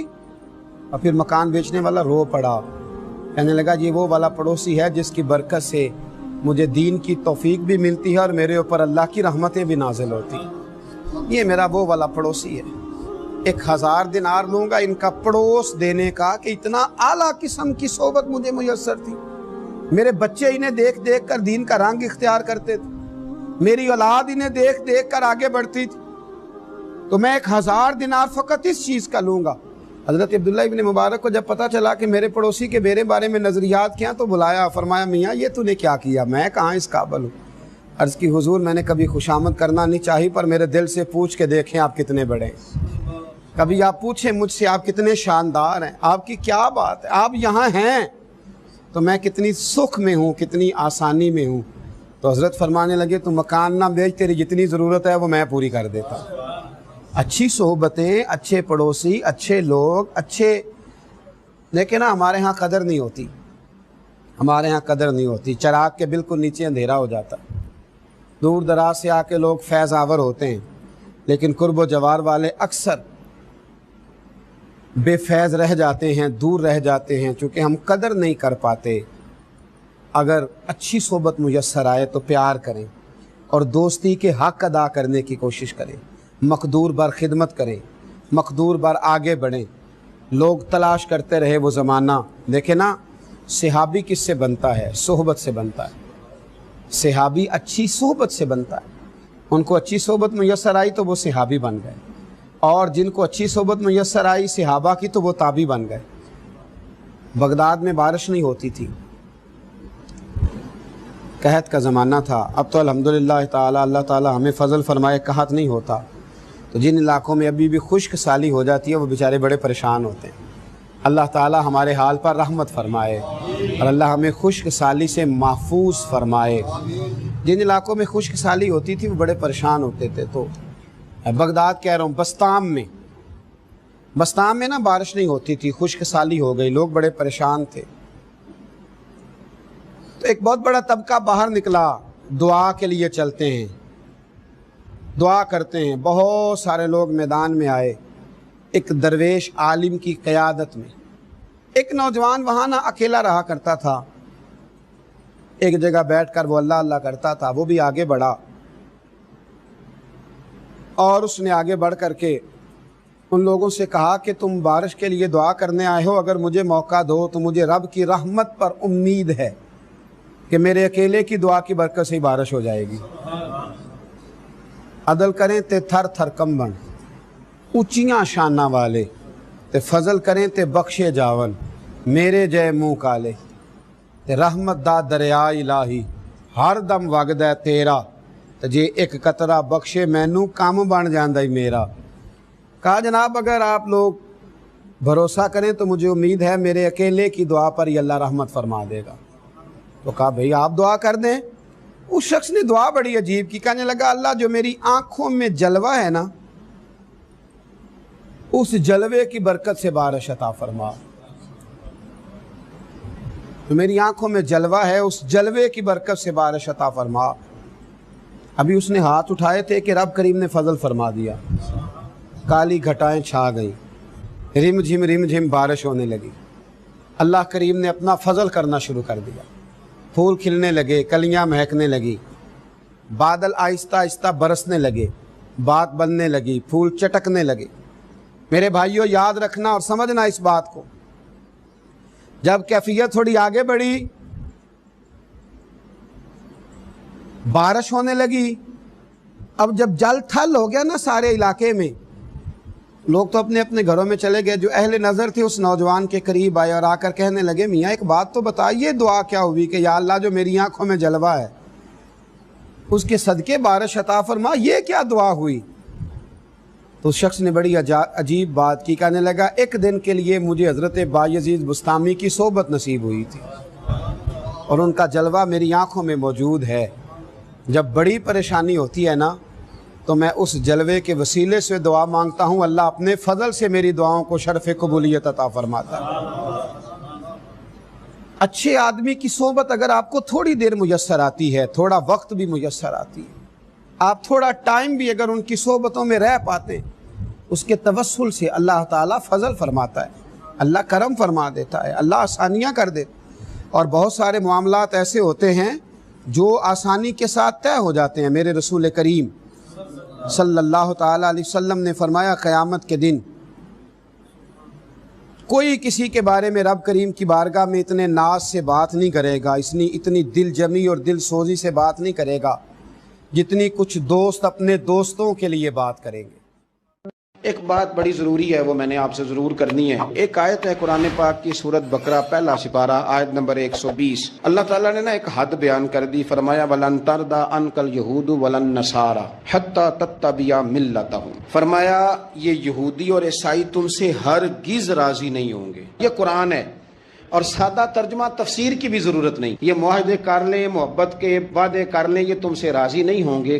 کب راضی ہوں گے؟ حتیٰ تتبع ملتہم، یہاں تک کہ تم ان کے دین کی پیروی کرنے لگ جاؤ۔ میرا جب پہلی دفعہ پاسپورٹ بنا تو میں نے سارا پڑھا، کتابیں پڑھنے کا شوق تھا شروع سے۔ اس کے ہر صفحے پہ لکھا ہے کہ سوائے اسرائیل کے، یعنی آپ پوری دنیا میں یہ سبز ہلالی پاسپورٹ لے کے جا سکتے ہیں، خبردار اسرائیل آپ یہ پاسپورٹ لے کے نہیں جا سکتے۔ یعنی اتنی نفرت کسی ملک سے کہ اس پر لکھ کے چھاپ دیا ہر صفحے پر کہ یہ پاسپورٹ سوائے اسرائیل کے ہر ملک کے لیے کارآمد ہے۔ میرا سوال ہے عرب کے ان لیڈروں سے جنہوں نے اسرائیل کے ساتھ معاہدہ کیا، مجھے بتاؤ تمہیں فلسطین کی بیٹیاں بھول گئی نا ساری کی ساری؟ تمہیں وہ ماں بھول گئی نا جو مسجد اقصیٰ کے دروازے پہ کھڑی ہو کے چیخیں مارتی تھی اور کہتی تھی کوئی علی کو خبر کرو کہ میری بچیاں قید میں ہیں؟ وہ بھول گئی؟ تمہیں وہ بہن بھول گئی نا جس پر شراب کی بوتل انڈیڑتے تھے اسرائیل کے فوجی؟ وہ آپ کو ابھی بھی ویڈیو مل جائے گی، وہ انڈیلتے تھے شراب کی بوتل، اسے پکڑتے تھے، دست درازی کرتے تھے، اور وہ بیٹی کہتی تھی یا رحمت للعالم۔ بھول گیا تمہیں وہ سارا کچھ؟ تم نے 1 منٹ لگایا اور تم معاہدہ کس سے کروا رہے ہو؟ امریکہ کے صدر سے؟ اتنا ظلم کیا تم نے، اتنا قاتل کے ساتھ معاہدہ؟ کیا سمجھتے ہو فلسطین والوں کا کوئی والی وارث نہیں؟ سنو، میرے رسول کریم صلی اللہ علیہ وسلم نے فرمایا میرا کوئی مالدار امتی دنیا سے چلا جائے، پیسے جائیدادیں چھوڑ کے، نبی پاک صلی اللہ علیہ وسلم نے فرمایا مسلمان ایک جسد واحد کی طرح، ایک جسم کی طرح، ایک حصہ تکلیف میں ہو تو دوسرا اس کی درد محسوس کرتا ہے۔ انسان کے وجود کے اندر سب سے قیمتی اس کا دماغ ہوتا ہے، اسی سے سوچتا ہے، اسی سے وہ عمل کرتا ہے، اسی سے منصوبہ بندی کرتا ہے، اسی سے وہ مومن ہوتا ہے، اسی سے معاذ اللہ کافر ہوتا ہے۔ اور وجود کے اندر جس کو درجے کے لحاظ سے بولنے میں بعض اوقات کم درجہ سمجھا جاتا ہے وہ پیر ہوتے ہیں۔ اور تو میری ٹھوکر کے بھی قابل نہیں، میں تجھے جوتے کی نوک پہ، پیر کی نوک پہ بھی نہیں سمجھتا۔ ہم یہ کہتے ہیں محاورتاً کہ تو پیروں کے قابل بھی نہیں، یعنی سب سے اعلیٰ درجہ دماغ کو دیا، دل کو دیا، اور سب سے ہلکا درجہ پاؤں کو دیا۔ لیکن مجھے بتلائیے گا اگر کبھی پاؤں کی سب سے چھوٹی انگلی، چھنگلیا، چیچی، اس پہ اگر کبھی زخم لگ جائے تو جسم کا سب سے اعلیٰ حصہ دماغ ہے، دماغ نے کبھی یہ کہا ہے کہ چھوڑو یہ تو سب سے نچلا درجہ ہے، نہیں جانا ڈاکٹر کے پاس، اتنا ٹائم کہاں ہے، رہنے دو، چھوٹی سی تو انگلی ہے، خیر ہے؟ ایسا کبھی ہوا ہے؟ دماغ فوراً کہتا ہے کہ باقی کام بعد میں کریں گے، پہلے ڈاکٹر کا پتہ کرو، اس کو مرہم پٹی کراؤ، کیونکہ اسے پتہ ہے کہ اگر یہاں درد رہی تو باقی جسم میں بھی درد رہے گی۔ اور یہ بھی پتہ ہے دماغ کو کہ اگر میں نے یہاں علاج نہ کرایا انگلی کا تو کہیں پیر بھی سارا زخمی نہ ہو جائے، اور اگر پیر کا علاج نہ کرایا تو ٹانگیں اور باقی وجود تک بھی زخم نہ آ جائے۔ لہذا دماغ جلدی فیصلہ کرتا ہے، ٹیسٹ کرانے کا، چیک اپ کرانے کا، دوائی لینے کا، مرہم پٹی کا۔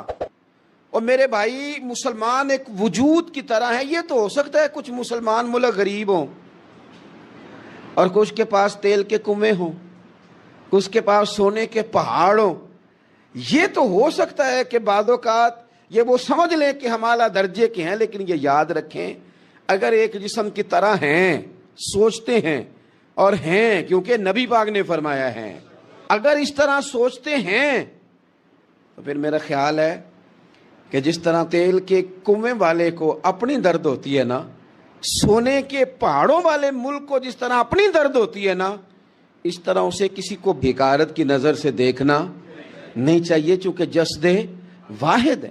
اور جسد واحد میں اگر کوئی درجہ بڑا بھی رکھتا ہو کہ جناب ہمارے پاس ایک بڑی جگہ ہے، متبرک جگہ ہے، ہم بڑے ہیں، تو آپ بڑے ہیں، لیکن بڑا دماغی یہ فیصلہ کرتا ہے کہ بھائی وہ چھوٹا سا پیر کا حصہ زخمی ہے، جلدی کرو علاج کراؤ، لیکن بڑے دماغ والا کہے کہ میرا گھر تو محفوظ ہے۔ معراج کی بات کرنے کا تو اب وقت آیا ہے، اس لیے کہ معراج کا سارا واقعہ تو مسجد اقصیٰ کے گرد گھومتا ہے۔ سبحان الذی اسری بعبدہ لیلا من المسجد الحرام الی المسجد الاقصی. حضور نے معراج کی رات مسجد اقصی میں نماز پڑھائی تھی، اور ایک بار پھر سے طیبہ سے فلسطین میں آ، راستہ دیکھتی ہے پھر مسجد اقصی تیرا. ایک بار حضور گئے تھے مکے سے مسجد اقصی، اور پھر حضور فرماتے ہیں جب میں واپس گیا نا تو کفار نے جو کہ مسجد اقصی دیکھی ہوئی تھی تو مجھ سے پوچھنا شروع کر دیا کہ مسجد اقصی کی کھڑکیاں کتنی ہیں، دروازے کتنے ہیں، پلر کتنے ہیں. جب انہوں نے سوال جواب کیے تو حضور فرماتے ہیں کہ رب کریم نے مسجد اقصی کو اٹھا کے میرے سامنے رکھ دیا. میں دیکھتا جاتا تھا، بتاتا جاتا تھا، کہہ لوں بات کر لوں. ایک دفعہ حضور مکے سے مسجد اقصی آئے، اور ایک دفعہ مسجد اقصی میرے نبی کی زیارت کے لیے مکے گئی، حضور کی زیارت کے لیے مکہ شریف گئی. اور میرے نبی تو صرف کسی چیز کی طرف ایک دفعہ دیکھ لیں تو وہاں رحمت کے پھول کھلتے ہیں. مسجد اقصی کی طرف منہ کر کے 17 مہینے میرے نبی نے نماز پڑھی ہے. مسلمانوں پتہ ہی کوئی نہیں، ہماری خبریں ہی اور ہیں، ہمارا درد ہی اور ہے، ہمیں پتہ ہی نہیں بم کہاں برس رہے ہیں، ہمیں یہ خبر ہی نہیں. اور میں اس دور میں تقریریں کر رہا ہوں جہاں سوتوں کو جگانا نہیں پڑتا، جاگتوں کو جگانا پڑتا ہے. سیانے لوگوں کو سمجھانا ہمارے ذمہ لگ گیا. کیا کریں؟ اس قوم کو سکھانا پڑتا ہے جسے پتہ سارا ہے، لیکن جان بوجھ کے آنکھیں ہماری بند ہیں. یہ مولوی کو بات کرتا تو لوگ کہتے دیکھو مولوی گالی دیتا ہے، لیکن اگر قائد اعظم محمد علی جناح کہے کہ اسرائیل امریکہ کی ناجائز اولاد ہے تو پھر تو تمہیں ہضم کر لینا چاہیے نا. پھر تو لبرل کو بھی ہضم ہونا چاہیے نا کہ قائد اعظم نے کہا ہے، اور اس ناجائز بچے کو تم نے اتنی طاقتیں دے دی کہ وہ مسلمانوں کے قبلہ اول میں نماز پڑھنے والوں کو بھی نہ بخشے. کہاں گئی تمہاری وہ انسانی حقوق کی بڑی بڑی تنظیمیں، کدھر گئی؟ اور میرا پاکستانی میڈیا سے بھی سوال ہے. چند دن پہلے سیالکوٹ میں ایک واقعہ ہوا، ناانصافی ہو گئی جی، ناانصافی ہو گئی جی ایک بی بی کے ساتھ. ہر بندے نے شور مچایا، بڑے بڑے طوفان اٹھتے ہیں، کیوں ہوا جی کیوں ہوا؟ تو مسجد اقصی کی توہین ہو گئی تو پھر طوفان کیوں نہیں اٹھا؟ ٹاک شو کیوں نہیں ہوئے؟ بحثیں کیوں نہیں ہوئی؟ میں اس موم بتی مافیا کا کیا کروں؟ ان لبرل لوگوں کا کیا کروں؟ ان کے سپورٹروں ووٹروں کا کیا کروں؟ ان سیاسی جماعتوں کے کارکنوں کو کیا نام دوں کہ جو ان فضول بحثوں میں تو وقت ضائع کرتے ہیں، اور وہ مسجد اقصی جس کے بارے میں میرے نبی پاک صلی اللہ علیہ وسلم سے ایک صحابیہ نے پوچھا تھا، یا رسول اللہ مسجد اقصی میں نماز پڑھنا کتنا کو بہتر ہے باقی نمازوں کے مقابلے میں؟ تو حضور نے فرمایا 1000 گنا بہتر ہے. بی بی عرض کرنے لگی سونیا میں جا تو نہیں سکتی، دل بڑا کرتا ہے. حضور نے فرمایا جا نہیں سکتی تو وہاں تیل ہی بھجوا دے، جس میں حاضری لگوانے کی حضور بات کریں جس مسجد میں. اور نبی پاک علیہ السلام نے فرمایا خاص کر کے سفر کرنا ہوا تو 3 مسجدوں کے لیے کرنا، ایک مسجد حرام بیت اللہ کے لیے، ایک مسجد نبوی کے لیے، اور تیسرا مسجد اقصی کے لیے. اگر وقوع قیامت نہ ہو تو ظالم کی تو موجیں لگ گئیں، جابر تو موج کرے گا، فاسق اور فاجر تو کہیں گے دنیا میں بھی ہم اپنے اقتدار کے زور پر جیتے رہے، آج بھی ہمیں پوچھنے والا کوئی نہیں.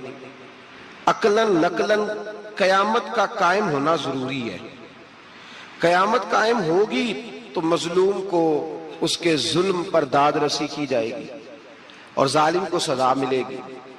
ایک آدمی ساری زندگی دنیا کے اندر لوٹ مار کرتا رہا، دھوکہ فریب فراڈ کرتا رہا، اس کی راتیں شراب و کباب میں گزر گئیں، وہ مرے اور بات ختم ہو گئی، ٹھیک ہے موج کر کے چلا گیا. ایک آدمی ساری زندگی اس نے اللہ تبارک و تعالیٰ کی رضا کے لیے اپنی نظر کی حفاظت کی، زبان کی حفاظت کی، یہاں تک کہ دل کی بھی حفاظت کی، وہ بھی مرے تو معاملہ ختم ہو گیا. اس طرح تو پھر سرکش کا کچھ بنے گا ہی نہیں. نظام زندگی ساری اس کی سوچ ختم ہو کے رہ جائے گی اگر قیامت قائم نہیں ہوتی. قیامت کا قائم ہونا حق ہے، اس لیے قرآن مجید نے ایک جگہ پہ نہیں 20 جگہ پہ یہ بیان فرمایا ہے کہ قیامت ضرور قائم ہوگی. قیامت، اور وہ قائم ہو کر اپنے سارے لوازمات سمیت قائم ہوگی. میرے نبی پاک صلی اللہ علیہ وسلم نے فرمایا مظلوم کو حق ملے گا، ظالم کو سزا ملے گی. جابر اس دن اللہ کی بارگاہ میں رسوا کیے جائیں گے، جن پر جبر کرتے رہے انہیں اللہ کے حضور سے عطا کیا جائے گا. قیامت کا وقوع ہونا ضروری ہے، اور قیامت تو جب قائم ہوگی تب ہوگی. دنیا میں بھی ایسا ہوتا ہے، ظلم کا انجام ٹھیک نہیں ہوتا، جبر کا انجام، جھوٹ کی زندگی لمبی نہیں ہوتی. دھوکے، فریب، فراڈ، ملمہ سازی، ان چیزوں کی عمریں اللہ نے تھوڑی رکھی ہیں. وقتی طور پر ظالم کو، دھوکے باز کو، جابر کو جو مہلت ملتی ہے وہ سمجھتا ہے میری سیاست کام کر رہی ہے، وہ سمجھتا ہے میں بڑا دانا ہوں، بڑا چالاک ہوں، دیکھ لو اتنے ظلم کے، جبر کے، دھوکے کے باوجود بنا ہوا ہوں. حالانکہ اللہ کی طرف سے اسے مہلت ملتی ہے اور بڑا ہی مہربان ہے. مہلت اس طرح دیتا ہے کہ میرے نبی پاک علیہ السلام نے فرمایا جب میرا مسلمان نیکی کرتا ہے تو اللہ فرشتوں سے فرماتا ہے 70 گنا بڑھا کے لکھ لو اس کی نیکی، 70 گنا. اور جب گناہ کرتا ہے تو اللہ فرماتا ہے ٹھہر جاؤ ابھی لکھنا نہ، اسے ٹائم دو. یا اللہ کتنا؟ فرمایا 24 گھنٹے تو دو، ہو سکتا ہے توبہ کر لے. یہ اس کی مہربانی ہے. اب وہ جو اللہ نے مہلت دی ہے نا کہ شاید توبہ کر لے، لوگ سمجھتے ہیں میری چالاکی کی وجہ سے نظام سیٹ چل رہا ہے، میں بڑا تیز ہوں، 2 4 5 باتیں بولتا ہوں سب صحیح ہو جاتا ہے. لوگ اس کو اپنی دانائی سمجھ لیتے ہیں، حالانکہ وہ اللہ کی طرف سے. فرعون نے کئی 100 سال حکومت کی اور اس طرح اس نے ظلم کیے کہ لاکھوں اور ہزاروں بچے قتل ہی کرا دیے. 12,000 عورتوں کے پیٹ میں حمل تھا اس نے ضائع کرا دیا. جب حضرت موسیٰ علیہ السلام اپنی قوم کو لے کے نکلے، رستے میں دریا آ گیا، فرعون پیچھے لگا ہوا تھا. وَإِذْ فَرَقْنَا بِكُمُ الْبَحْرَ فَأَنْجَيْنَاكُمْ، اللہ فرماتے ہیں تمہارے لیے میں نے دریا کو پھاڑا اور تمہیں نجات دے دی. وَأَغْرَقْنَا آلَ فِرْعَوْنَ، اور فرعون کو غرق کر دیا. وَأَنْتُمْ تَنْظُرُونَ، تم کھڑے دیکھ رہے تھے. اب جب حضرت موسیٰ دریا کے کنارے پہنچے تو فرعون بھی پیچھے آیا. فرعون لوگوں سے کہا کرتا تھا کہ میں کہتا ہوں تو دریا چلتا ہے، میں کہتا ہوں تو ہوائیں آتی ہیں، میرے حکم کے پابند ہیں سارے. جاگ رہے ہیں نا آپ حضرات؟ غور فرمائیے گا بات پر. دعویٰ تھا اس کا کہ میں کہتا ہوں تو نظام زندگی چلتا ہے. اب جب دریا کے کنارے پہنچی حضرت موسیٰ علیہ السلام تو اللہ نے حکم دیا کہ آپ عصا ماریں. جناب موسیٰ نے عصا مارا، 12 رستے بن گئے. اب حضرت موسیٰ کی قوم گزر رہی تھی تو فرعون سے پوچھنے لگے کہ تو کہتا تھا میرے حکم سے چلتا ہے، تو وہ تو حضرت موسیٰ نے ڈنڈا مارا ہے تو رستہ بن گیا ہے. باز نہیں آتا انسان باز بہانے بڑے ہیں اس کے پاس، بڑی دلیلیں ہیں. جھوٹ سچ بول کے اپنے آپ کو مطمئن کرتا ہے، آخر دم تک تبدیل ہونے کو تیار نہیں ہوتا، دلیلیں گھڑتا رہتا ہے، بناتا رہتا ہے، شور کرتا ہے جان بوجھ کے. بھئی تو کہتا تھا میرے چلانے سے چلتا ہے، تو باز ابھی بھی نہیں آیا. کہنے لگا میں نے ہی حکم دیا ہے کہ ذرا پھٹ جا، مجھے یہ زندہ چاہیے. باز رسی جل گئی، بال. کہنے لگا میں نے ہی کہا ہے دریا کو کہ یہ مجھے زندہ چاہیے، میرے بھاگے ہوئے ہیں تو اس لیے پھٹا ہے، تو آؤ میرے ساتھ دریا کراس کرے. تو پتا تو ان کو بھی تھا نا جتنا تو رب بنا ہوا ہے، پتا تو تھا، سارے جانتے تھے. کہنے لگے تو پہلے کراس کر، اگر تو بچ گیا تو ہم بھی پیچھے آتے ہیں. اب چاروں ناچار. ایک روایت تو یہ ہے کہ یہ جب خدائی کا دعویٰ کرتا تھا نا، تخت پہ بیٹھا ہوتا تھا، تو ایک دن حضرت جبریل آئے اس کے پاس انسانی شکل میں. تو کہنے لگے میں بڑی دور سے آیا ہوں تو ایک مسئلہ پوچھنا تھا. کہا پوچھو. کہنے لگے ایک غلام تھا کسی بادشاہ کا، تو بادشاہ نے اسے تھوڑی دیر کے لیے ایک علاقے کی سربراہی دے دی. کتنی دیر کے لیے ہمیں سربراہیاں ملتی ہیں؟ کیوں جی؟ تھوڑی دیر کے لیے ملتی ہے نا. تھوڑی دیر کے لیے سربراہی دے دی ایک غلام کو. ذرا بات کو سمجھیے. حضرت جبریل پوچھتے ہیں، کہتے ہیں سربراہی مل گئی. اب وہ مالک ہی بن کے بیٹھ گیا ہے، وہ بات ہی نہیں سنتا. اس کو تھوڑی دیر کے لیے بنایا تھا، وہ تو خدائی کا دعویٰ کرنے لگا ہے. آپ بتائیں اس کا انجام کیا ہونا چاہیے؟ یہ مسئلہ پوچھنے آیا ہوں. تو فرعون کہنے لگا اس کا انجام یہ ہے کہ اسے پانی میں گوتے دے دے کے مار دے. انجام کیا ہے؟ بولیے کیا انجام ہے؟ کیا انجام ہے جی؟ پانی میں اللہ اکبر اپنی سزا تجویز کر رہا ہے. اس کی سزا کہ اسے پانی میں گوتے دے دے کے مارو ظالم کو. اسے تھوڑی دیر کے لیے بنایا تھا اور وہ چھا ہی گیا ہے, قبضہ ہی کر گیا ہے. حضرت جبریل کہنے لگے جی آپ لکھ کے دے دیں گے؟ کہنے لگا لاؤ لکھ دیتے ہیں. لکھوا لیا. جناب جبریل رکا لے کے تشریف لے گئے. اب جب فرعون دریا میں آیا نا تو اللہ نے حکم دیا مل جا. جب دریا ملا چیخنے لگا تو حضرت جبریل آئے, کہنے لگے تیرا ہی فتویٰ ہے, یہ تیری سزا ہی ہے نا, ہم بھی بڑی سزائیں تجویز کرتے ہیں. یہ جھوٹا ہے جی, اس کا تو فلانا علاج ہونا چاہیے, تو اگر تو جھوٹ بولے تو یہ فلانا بڑا جاور ہے جی, اس کے ساتھ اس طرح ہونا چاہیے, تو اگر تو یہ کام کرے تو جو سزا تو لوگوں کے لیے تجویز کر رہا ہے تو اپنے بارے میں بھی سوچ. اب جب گوتے آئے نا آخری وقت دیکھا وہ فرعون جو کہتا تھا میری مرضی سے دریا چلتا ہے. علامہ ساوی نے تفسیر ساوی میں لکھا ہے تڑپ کے رونے لگا. جب یہ مزاج ہے, ایک دفعہ اوپر آتا ہے آدمی جب دریا میں جاتا ہے, اوپر آیا تو چیخنے او میرے حواریو خدا کا واسطہ مجھے بچاؤ. کہنے لگے تو کہتا تھا میری مرضی سے چلتا ہے. بے بسی ہے, تڑپتا ہے, روتا ہے. وارث شاہ مان کری نہ وارثاں دا, رب بے وارثہ کر کے مار دائی. تڑپ رہا ہے, چلا رہا ہے, کوئی مدد کو نہیں پہنچتا. اب جب آخری گوتا آیا تو کہنے لگا آمنا بے رب موسیٰ و ہارون, میں موسیٰ کے رب کو بھی مان گیا, ہارون کے رب کو بھی. اللہ نے فرمایا نہیں, اب تیرا ماننا قابل قبول ہے. اس وقت ماننا تھا جب تجھے مہلت دی تھی, جب تو جوان تھا. بڑھاپا آتا ہے, بیماری آتی ہے, جوان آدمی بیماری کا شکار ہوتا ہے تو کہتا ہے یا اللہ ایک دفعہ صحیح کر دے, میں ساری پڑھا کروں گا. ایک دفعہ ٹھیک کر دے, میں مسجد میں رہوں گا, میں اگلے سال اعتکاف بھی کروں گا, میں ساری تراویحیں پڑھوں گا. تو اس وقت پڑھنی تھی جب تجھے مہلت دی تھی. اس وقت پڑھنا تھا جب اللہ نے تجھے آسانی دی, زندگی دی. اگلا وقت یہ حال ایک کا نہیں ہوا. نمرود کو دیکھ لیں, حضرت ابراہیم علیہ السلام کو کہتا تھا میں رب ہوں. آپ نے فرمایا رب تو وہ ہے جو زندہ کرتا اور مارتا ہے. ایک موت کا قیدی بلایا, کہنے لگا ہاں بھائی کتنے دن رہ گئے تھے پھانسی میں؟ کہنے لگا جی پرسوں ہونی تھی. کہا جا تجھے آزاد کیا, لو میں بھی زندگی دیتا ہوں. ایک بے گناہ آدمی کو پکڑ کے قتل کر دیا, کہتا میں بھی مارتا ہوں. حضرت ابراہیم علیہ السلام کہنے لگے تو بیوقوفوں جیسی دلیلیں دے رہا ہے. چل اس طرح کر, میرا رب سورج مشرق سے نکالتا ہے, تو اگر رب ہے تو مغرب سے نکال کے دکھا. اب دلیل کا جواب کوئی نہیں تھا تو کہنے لگا پکڑو اور آگ میں ڈال دو. اللہ کے نبی کو آگ میں ڈالنے والا. یہاں ایک مچھر بیٹھا ہے, 400 سال حکومت کی اور خدائی کا دعویٰ کیا. یہاں مچھر بیٹھا تھا, چھینک آئی تو مچھر اندر چلا گیا. پہلے دربار کا ادب یہ تھا کہ جو آئے سجدہ کرے. اب اس کے سر پہ کوئی چیز مارتا تھا تو اسے سکون ہوتا تھا. مچھر تھوڑی دیر کے لیے اس کا دماغ چھوڑتا تھا. او بھائی یہ اس دھرتی پہ اللہ نے لوگوں کو نظارے دکھائے اور ہمیں سمجھانے کے لیے دکھائے. ہمیں تفکر کی, غور کی دعوت دی کہ دیکھ لینا, اپنے عمل کو پرکھنا. تمہارے عمل حضرت موسیٰ کے فرما برداروں جیسے ہیں, جناب ابراہیم کے فرما برداروں جیسے ہیں, یا بن کے بیٹھ گئے ہو. اب دربار کا ادب یہ ہے, بے بسی کا یہ حال ہے کہ جوتے لٹکتے ہیں دربار میں, جو آتا ہے جوتا کھینچتا ہے. اور ادب یہ ہے کہ 10 جوتے نمرود کے سر پہ مارو, اور 400 سال جوتے لگتے رہے. روتا تھا, جو آدمی آتا تھا منتیں کرتا تھا, کہتا تھا کہیں سے کوئی دوائی مل جائے گی.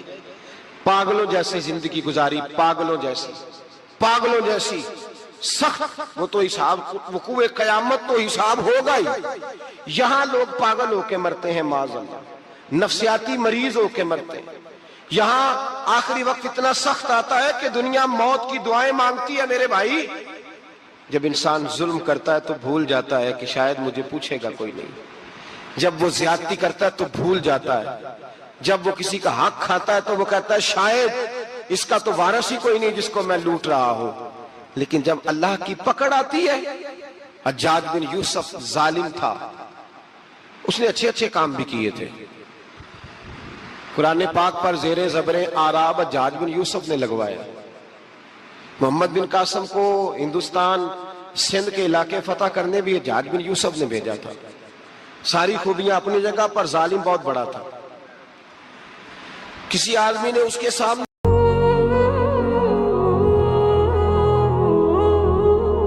حضرت علی المرتضی मुर्तज़ा की मोहब्बत ईमान है।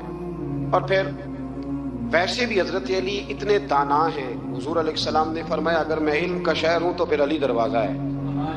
अली बाबे इल्म के, शहर इल्म के बाब अली है। इमाम सफूरी कहते हैं एक दिन ना हजरत जिब्रील अमीन इंसानी शक्ल में मौला अली के सामने आके खड़े हो गए। कौन? हजरत जिब्रील अलैहिस्सलाम। हजरत जिब्रील अमीन खड़े हुए इंसानी शक्ल में, तो कहने लगे अली ये बताइए कि जिब्रील इस वक्त कहाँ है? इंसानी शक्ल में, और मौला अली से पूछते हैं। तो कुछ जो आजकल हमारे शागिर्द रात पढ़ जाते हैं ना, तो वो जरा जल्दी करते हैं जवाब देने में। बड़ों को जब जवाब भी देना बुजुर्गों को, तो जवाब में भी आदाब का ख्याल होना चाहिए। हजरत मौला अली शेर खुदा रज़ी अल्लाह तआला अन्हु तो जब पूछा ना कि जिब्रील अमीन कहाँ है इस वक्त, तो हजरत अली ने पहले ऊपर देखा, फिर नीचे देखा, फिर दाएं देखा, फिर बाएं देखा, फिर आगे देखा, फिर पीछे देखा। जवाब फटाफट तैयार था कि आप ही तो हैं, लेकिन ऐसे जवाब नहीं दिया। फरमाने लगे जनाब ना तो इस वक्त हजरत जिब्रील मशरिक में है, ना मगरिब में है, ना शुमाल में है, ना जुनूब में है, ना 7 जमीनों में है, ना आसमानों में है। फिर भी ये नहीं कहा कि आप जिब्रील हैं। फरमाने लगे भाई जमीनों आसमानों मशारिक मगारिब में तो कोई नहीं, तो या आप जिब्रील हैं या मैं जिब्रील हूं, दोनों में से एक है। तो हजरत जिब्रील अमीन मुस्कुराए, फरमाने लगे नहीं आप तो अली हैं, जिब्रील तो मैं ही हूं, आप अली। देखे ना, बहुत सारे लोग सवाल का जवाब देते हैं पर वो आदाब को मलूज़े खातर नहीं रखते। नबी पाक अलैहिस्सलाम ने एक नमाज 4 रकतों की थी, तो हुजूर ने 2 पे सलाम फेर दिया। तो सहाबा से पूछा मैंने कितनी पढ़ी है? अर्ज करने लगे या रसूल अल्लाह ज्यादा पता तो आपको ही है, पर हमें लगता है कि आपने 2 पढ़ाई है। यहां ऐसे करता है कोई? सवाल ही नहीं पैदा होता। यानी 1 मिनट से पहले इमाम गजाली एक दरवेश के मुरीद हो गए थे, तो बहुत बड़े आलिम थे। आपको पता है आलिम आदमी का मुरीद होना, अल्लाह ही खैर करे, किसी करामत से कम नहीं होता, बड़ा मुश्किल होता है। वो किसी की गुलामी करे, वो बड़ा मुश्किल होता है, मतलब कठिन माहौल होता है। तो इमाम गजाली बैत हो गए, तो मुर्शिद ने पहला वजीफा ये बताया कि किसी पर अपने इल्म का इजहार ना करना। हाँ, अपने इल्म का इजहार, आप इसको आसान वजीफा समझते हैं? यानी इल्म हो भी तो बंदा इजहार ना करे, बदहज़मी हो जाती है, बदहज़मी हो जाती है, नींद नहीं आती। 2-4 लफ्ज़ जो बंदा पढ़ के आता है ना, उसको तो नींद नहीं आती कि मैं पढ़ा लिखा हूं तो मैं बताऊं ना। तो हजरत अली शेर खुदा करमल्लाहु तआला वजहुल करीम के वो आदाब से मुझे ये बात याद आई कि इमाम गजाली के शेख ने कहा इल्म का इजहार ना करना, ये पहला वजीफा है। शेख शहाबुद्दीन सोहरवर्दी कहते हैं मुझे मेरे मामू हुजूर गौसे पाक के पास ले गए थे, तो जाते हुए मेरे रास्ते में ख्याल आ रहा था मैं अल्हम्दुलिल्लाह खुद पढ़ा लिखा हूं। जब उन्होंने जाके पेश किया ना गौस पाक की बारगाह में कुछ दें, तो हुजूर गौसे आजम फरमाने लगे भरे हुए प्याले में मैं क्या डालूं, तो पहले ही फुल है, कोई गुंजाइश ही नहीं। तो फरमाते हैं फिर मैं अगली दफा गया तो गुरूर इल्म को तोड़ के गया, तो फिर मैं गौसे आजम की बारगाह में बैठा तो अल्लाह तबारक व तआला ने फिर मुझे झोली भर के खैरात अता फरमाई। याद है वो कहते हैं उन्होंने कहा कि इजहार नहीं करना इल्म का। तो बस एक दिन बैठे बैठे ना एक बंदा मसला पूछने आया, उन्होंने बुजुर्गों से मसला पूछा, मेरे मुर्शिद से। इमाम गजाली कहते हैं मेरे पीर से मसला पूछा, तो वो कहने लगे भाई मुझे नहीं इस सवाल का जवाब आता। हज़रत साहब ने कह दिया मुझे नहीं आता।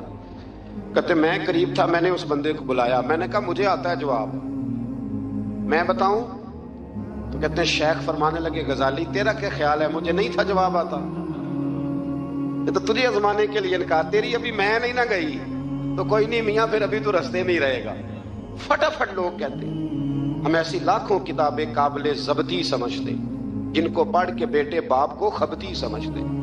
एक बात यह कि उनसे मोहब्बत करनी है, दूसरी बात यह कि उनकी सीरत, पहली बात जिंदगी में अदब बड़ा किया मौला अली शेर खुदा, बड़ा अदब किया। हजरत अली कहते हैं मैंने नबी पाक से एक सवाल पूछना था तो मैंने 14 दिन इंतजार किया। सवाल जो ज़हन में आ जाए तो नंबर पास होता है, तो 14 मिनट इंतजार होता है, मैंने तो घंटे का ही नहीं, यानी 14 मिनट भी बंदे इंतजार, सवाल ही पैदा नहीं होता। और अगर पीर साहब फोन ना रिसीव करें तो वो मुतकब्बिर है, अगर वो फोन ना उठाएं तो फिर ये है कि अब दीन की बात किससे पूछे जी हम, फिर हमारे पास फलसफा है। कहते मैंने 14 दिन इंतजार किया, क्या?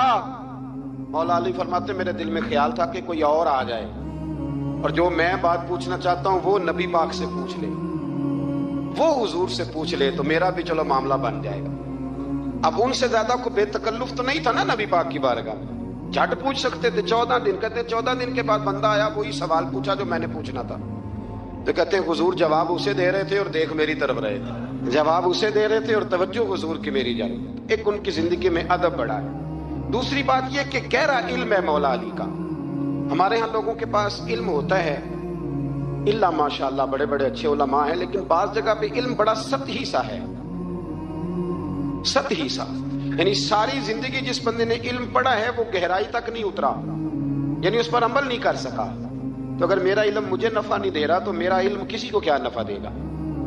حضرت علی کا علم گہرا تھا، سیانہ علم تھا، گہرائی والی بات کرتے تھے، بڑی سوچ سمجھ کے فیصلہ کرتے تھے، اور بڑے زیرک تھے، دانا آدمی تھے حضرت مولا علی شیر خدا رضی اللہ۔ اور آپ کا فہم و فراست نرالا تھا۔ ایک شخص نے کہا جی میں نے ترس کھا کے ایک عورت سے شادی کیا، وہ بوڑھی تھی، ترس کھا کے نکاح کیا، میں جوان وہ بوڑھی ہے، پر میں قریب جاتا ہوں تو مجھے پتہ نہیں کیا ہوتا ہے، وہ بڑی جگہ پہ گیا ہوں پر میرا مسئلہ نہیں حل ہوتا، حالانکہ وہ لاوارث تھی اور شادی نہیں اس کی ہو سکی۔ تو حضرت علی شیر خدا فرمانے لگے بی بی کو میرے پاس لا، عورت کو لا، وہ لائے تو آپ فرمانے تیرا نکاح نہیں ہوا؟ کہنے لگی نہیں۔ فرمایا سوچ لے، چپ کر گئی۔ فرمایا کوئی گناہ کیا ہوگا؟ خاموش ہو گئی۔ کہنے لگی میں نے میرا آغاز تھا جوانی کا تو میں نے ایک ناجائز بچہ پیدا کیا، اسے پھینک دیا، آبادی میں پھینکا۔ تو حضرت علی شیر خدا فرمانے لگے یہ تیرا وہی بچہ ہے۔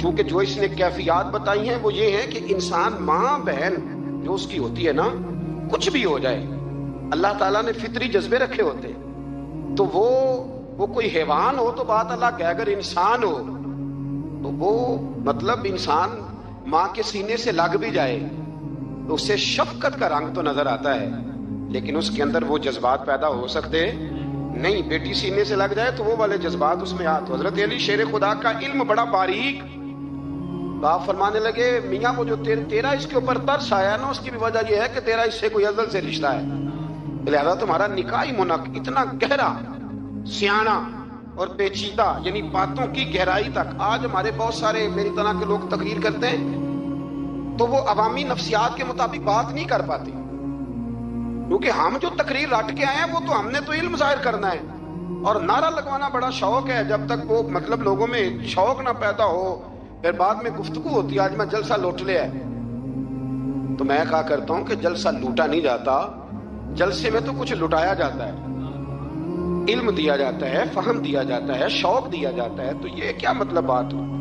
تو گہرا علم تھا۔ چوتھی بات، علم بھی تھا اور تقویٰ بھی تھا، پرہیزگاری بھی تھی۔ جب آپ خلیفہ تھے نا، امیر المومنین تھے، امیر المومنین، آپ چلو صوبائی وزیر کی بات نہیں کرتا، آپ کسی نا حلقے سے، جو وہ ہمارے پاکستان میں عہدے بہت زیادہ ہیں، تو جس کو کوئی ہلکا سا نا چلو پرانا ورکر ہے تو کوئی دے دیتے ہیں، اس کو بھی مل جائیں تو 15 کو ووٹ تو اس کے بھی کہیں نہیں گئے مبارکباد کے۔ اللہ سے پوچھیں کہ تیرا اصل میں کام کیا ہے تو کام کوئی بھی نہیں ہوتا اس کا، بورڈ لگ جاتے ہیں، بڑا کیا بات ہے جناب، موج بن گئی۔ حضرت علی امیر المومنین تھے اور کوفے کے چوک میں کھڑے تھے، کوفے کے چوک میں، اور فرما رہے تھے کہ بھئی یہ میری زرہ ہے، بڑی قیمتی ہے، یہ کوئی بندہ خرید لے۔ کسی نے قریب جا کے پوچھا امیر المومنین کیوں بیچ رہے ہو؟ تو فرمانے لگے میری طامت پرانی ہو گئی ہے، اب نہ اتنی پرانی ہوئی ہے کہ اس پہ پیوند لگنے کی بھی جگہ کوئی نہیں بچی، اگر یہ پھٹنے کے قریب نہ جاتی تو میں زرہ نہ بیچتا۔ امام حسن رضی اللہ تعالیٰ عنہ کہتے ہیں میرے ابا جی خزانے کا سارا منہ کھول کے اللہ کے بندوں میں بانٹ کے تو اس کمرے میں 2 نفل پڑھ کے کہتے تھے یا اللہ گواہ ہو جا، میں نے قوم کی امانت قوم پہ خرچ کر دی۔ یہ پرہیزگاری، یہ تقویٰ، یہ ذوق حضرت مولا کائنات شیر خدا علی المرتضی رضی اللہ تعالی عنہ۔ ہمارے ہاں نا ہم نے بانٹ دیے ہیں چیزیں، یعنی کوئی بندہ زہرا حضرت علی کے نعرے لگانے لگ جائے تو لوگوں کو شک پڑ جاتا ہے۔ تو ایک بندہ میرے کان میں کہنے لگا 2-3 دن سے یہاں علی علی ہو رہی ہے کان میں۔ اب بڑی جلدی ہمارے تھرمامیٹر والے لوگ بھی بڑے تیار بیٹھے رہتے، کہنے لگا 2-3 دن ہو گئے یہاں علی علی ہو رہی ہے۔ میں کیا دعا کر ہوندی رہے۔ تو کہنے لگا آپ نے کوئی وضاحت نہیں کی۔ میں کہ تینوں اصل وضاحت دی لوڑ نہیں، تینوں کسی اور شے دی لوڑ ہے۔ عجیب بیوقوف آدمی ہے بھائی، ان لوگوں کا تو رشتہ ہی کوئی نہیں مولا علی شیر خدا کے ساتھ، اور ہم جو ہیں ہم تو مرید ہیں مولا علی شیر خدا۔ اعلیٰ حضرت فرماتے ہیں کہ حضور سے پہلے بھی جس کو ولایت ملی ہے وہ مولا علی کے صدقے ملی ہے، اور قیامت تک جسے اللہ ولایت دے گا وہ مولا علی شیر خدا کے قدموں کی خیرات کی برکت سے دے۔ ایک سلسلہ علیہ نقشبندیہ ہے جو حضرت ابوبکر صدیق سے انسلاک کرتے ہیں، باقی تو تمام سلاسل کو سارا فیض ہی مولا علی شیر خدا سے۔ تو آپ یہ کیسی بات کریں گے کہ جناب وہ فلانے کا آپ آؤ جی، میں نے اسے کہا کہ شاید میرا دعویٰ کوئی نہیں، پر میری جو اپنی تھوڑا بہت مطالعہ ہے نا، میں انسائکلوپیڈیا ہوں حضرت عمر فاروق کا، مجھے جنون ہے حضرت عمر فاروق سے محبت، جنون ہے۔ اور میں نے ایک دفعہ سکیچ صرف ابھی بنایا ہے، تو شاید میں 2 جلدوں میں کتاب لکھ دوں حضرت عمر فاروق، یعنی شاید ان کے حالات پر کوئی ایسی کتاب جو دنیا میں چھپی ہو اور میں نے دیکھی نہ ہو، شاید وہ جس ذریعے سے۔ اور آپ میری گفتگو سن لیں، شاید ہر دوسری بات میں حضرت عمر کی کرتا ہوں، لیکن ایک بات پکی ہے کہ مرید میں مولا علی شیر خدا تھا، یہ بات میاں پکی ہے، اس میں شک کوئی نہیں نا، اس لیے کہ حضور کے بعد فیض مولا علی سے، پھر امام حسین سے، پھر امام زین، یہ ہمارے بزرگوں نے ہمیں شجرہ یہ دیا ہے۔ تو آپ کو جو بات جہاں ہے وہ وہاں ہے۔ حضرت ابوبکر صدیق کے بارے میں جو شک کرے پکا بے ایمان ہے، پر اس میں تو بات پکی ہے نا کہ حضور نے فرمایا علی تجھے دیکھنا بھی عبادت اور تیرا ذکر کرنا بھی عبادت۔ تو خدا کے بندو علی علی نہ کریں، ہم تو مر جائیں، کوئی جگہ ہی نہیں ہے سوائے حضرت علی شیر خدا کے ذکر کرنے کے۔ تو یہ کچی کمزور باتیں نہ کرو، یہ کوئی عجیب بات ہے کہ جی وہ اگر علی علی زیادہ کیا تو کوئی فلانے طبقے سے تو نہیں، تو یہ ایسی کمزور بات آپ کیوں کرتے ہیں میاں؟ یہ آپ عجیب، آپ نے بحث چھیڑ دی لوگوں نے، تو یہ کوئی ایسا مسئلہ نہیں۔ زندگی میں یاد رکھو، جس کی زبان پہ علی علی زیادہ رہتا ہے نا، اس کی زبان پہ نبی نبی بھی زیادہ ہی رہتا ہے، ختم ہو گئی بات۔ تو ان چکروں سے باہر آئیں، آپ باہر آئیں ان چکروں سے۔ اور اسی طریقے سے میں نے کہا تھا کہ ہم کوئی ترازو لے کے نہیں بیٹھے ہوئے کہ فضیلت کس کی زیادہ ہے۔ اما عائشہ صدیقہ جو ہیں وہ مومنوں کی ماں ہیں، اور اس میں کوئی دوسری رائے نہیں کہ اس خاتون کے امت مسلمہ پر اتنے احسانات ہیں کہ دنیا گن نہیں سکتی، لیکن یہ ہے کہ رسول کریم نے فرمایا کہ فاطمہ میرے جگر کا ٹکڑا ہے۔ اب میں ترازو لے کے بیٹھ جاؤں کہ حضرت فاطمہ کی شان زیادہ ہے یا حضرت عائشہ کی، تو میں بیوقوف ہی ہوں نا، اس لیے کہ یہ میری ذمہ داری نہیں، یہ تو بات ان کی ہے نا۔ میں نے ایک بات سنائی تھی آپ کو پیر سید فیض الحسن شاہ صاحب کی، آلو مہار شریف والے پیر صاحب سے کسی نے پوچھا کہ حضرت فاطمہ افضل ہیں کہ سید عائشہ، تو آپ فرمانے لگے پہلی بات تو یہ کہ تجھے یہ سوال ہی نہیں کرنا چاہیے تھا، اور اگر تو نے کر لیا ہے تو پھر جواب سن لے۔ فرمانے لگے فاطمہ زوجہ ہیں حضرت علی کی، اور عائشہ زوجہ ہیں نبی پاک کی، تو علی کی زوجہ نبی کی زوجہ سے افضل نہیں ہو سکتی۔ اور پھر فرمانے لگے عائشہ بیٹی ہے ابو بکر صدیق کی، اور فاطمہ بیٹی ہے مصطفیٰ کریم کی، تو ابو بکر کی بیٹی نبی کی بیٹی سے افضل نہیں ہو سکتے۔ وہ بندہ کہنے لگا حضرت جی رزلٹ کیا نکلا؟ کہنے لگے گھر جا کے کٹ دے رہے، تینوں گل دس چھڑی ہے، اب تو گھر جا اور رزلٹ گھر جا کے نکالتا رہے۔ میں نے تو تجھے نا بتا دیا ہے کہ جو اصل بات ہے وہ یہ ہے کہ ابو بکر صدیق کی بیٹی نبی پاک کی بیٹی سے افضل ہو سکتی نہیں، اور علی المرتضیٰ کی زوجہ نبی پاک کی زوجہ سے افضل ہو سکتی۔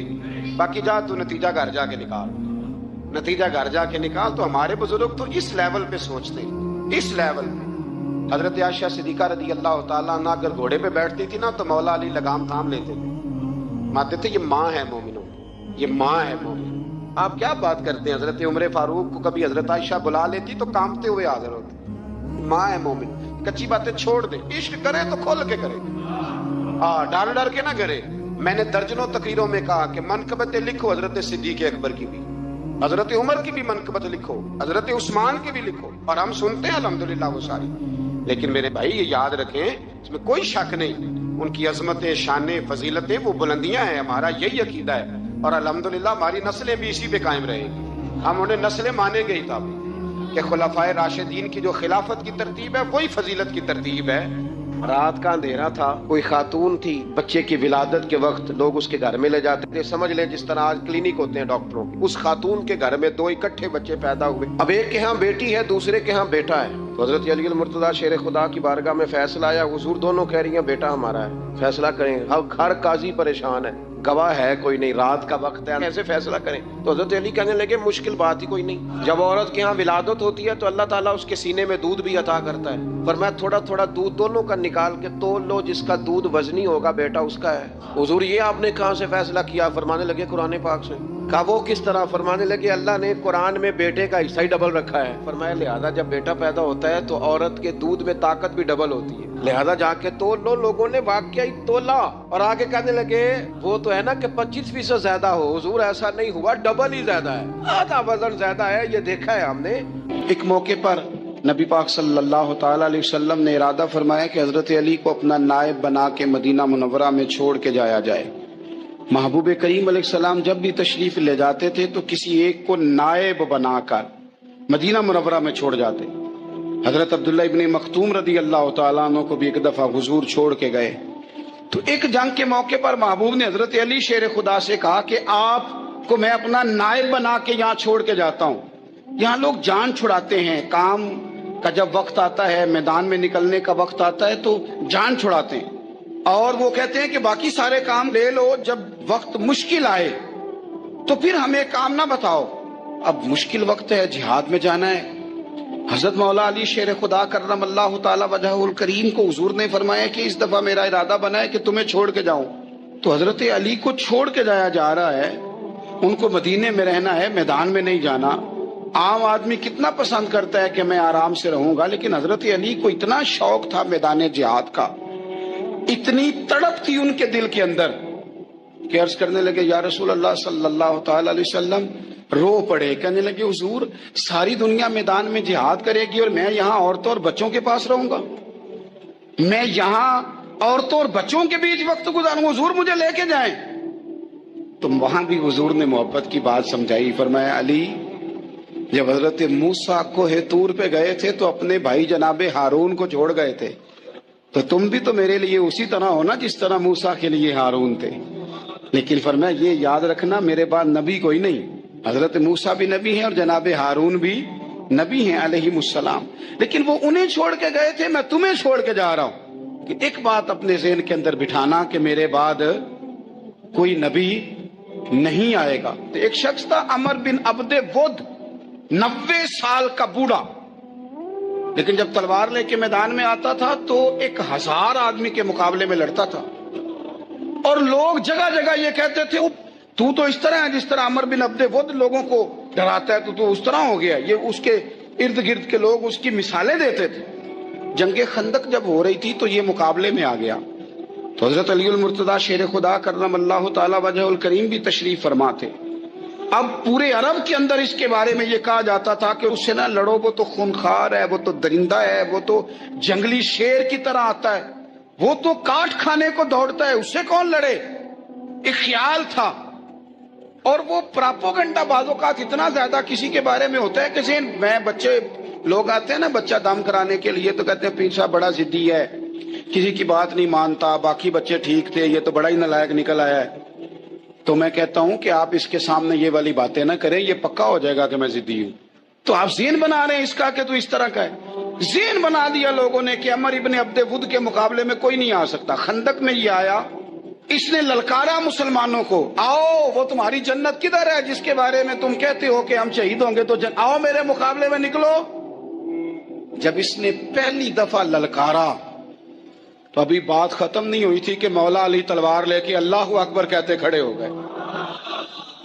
حضور نے فرمایا بیٹھ جاؤ، حضرت علی پھر بیٹھ گئے۔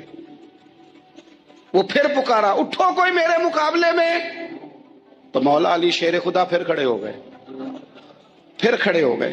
حضور نے فرمایا بیٹھ جا۔ ایک شخص نے کہا علی یہ عمر بن عبد ود ہیں، فرمایا مجھے پتا ہے، نہیں سمجھے آپ بات، میں آپ کو سمجھا کے لایا ہوں پیچھے سے کہ پراپوگنڈا کرتے ہیں نا لوگ، ہو آگے نہ جانا، یا کرنٹ بڑا زیادہ ہے، وولٹیج بڑے سخت ہیں، تو آگے نہ بڑھنا۔ بھائی کیا ہو جائے گا، اٹھ باندھ کمر کیوں ڈرتا ہے، پھر دیکھ خدا کیا کرتا ہے۔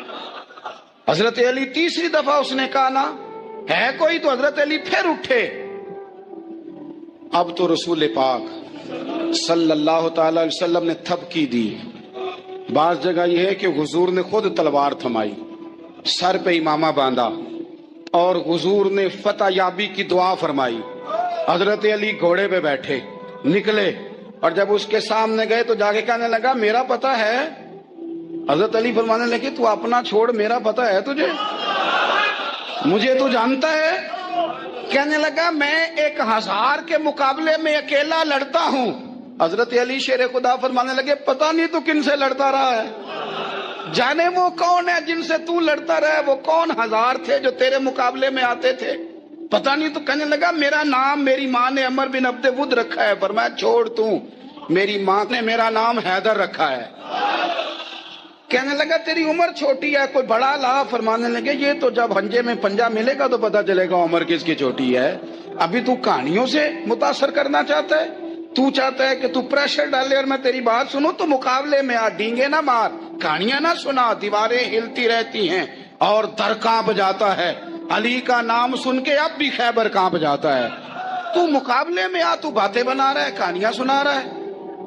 وہ کہنے لگا تو بچہ ہے, میں چاہتا نہیں تیرا خون بہاؤں. تو حضرت علی کہنے لگے میں بڑے دن سے پریشان ہوں کہ کسی بے ایمان کا خون بہایا کیوں نہیں, میرا بڑا دل کر رہا ہے تیرا خون بہاؤں.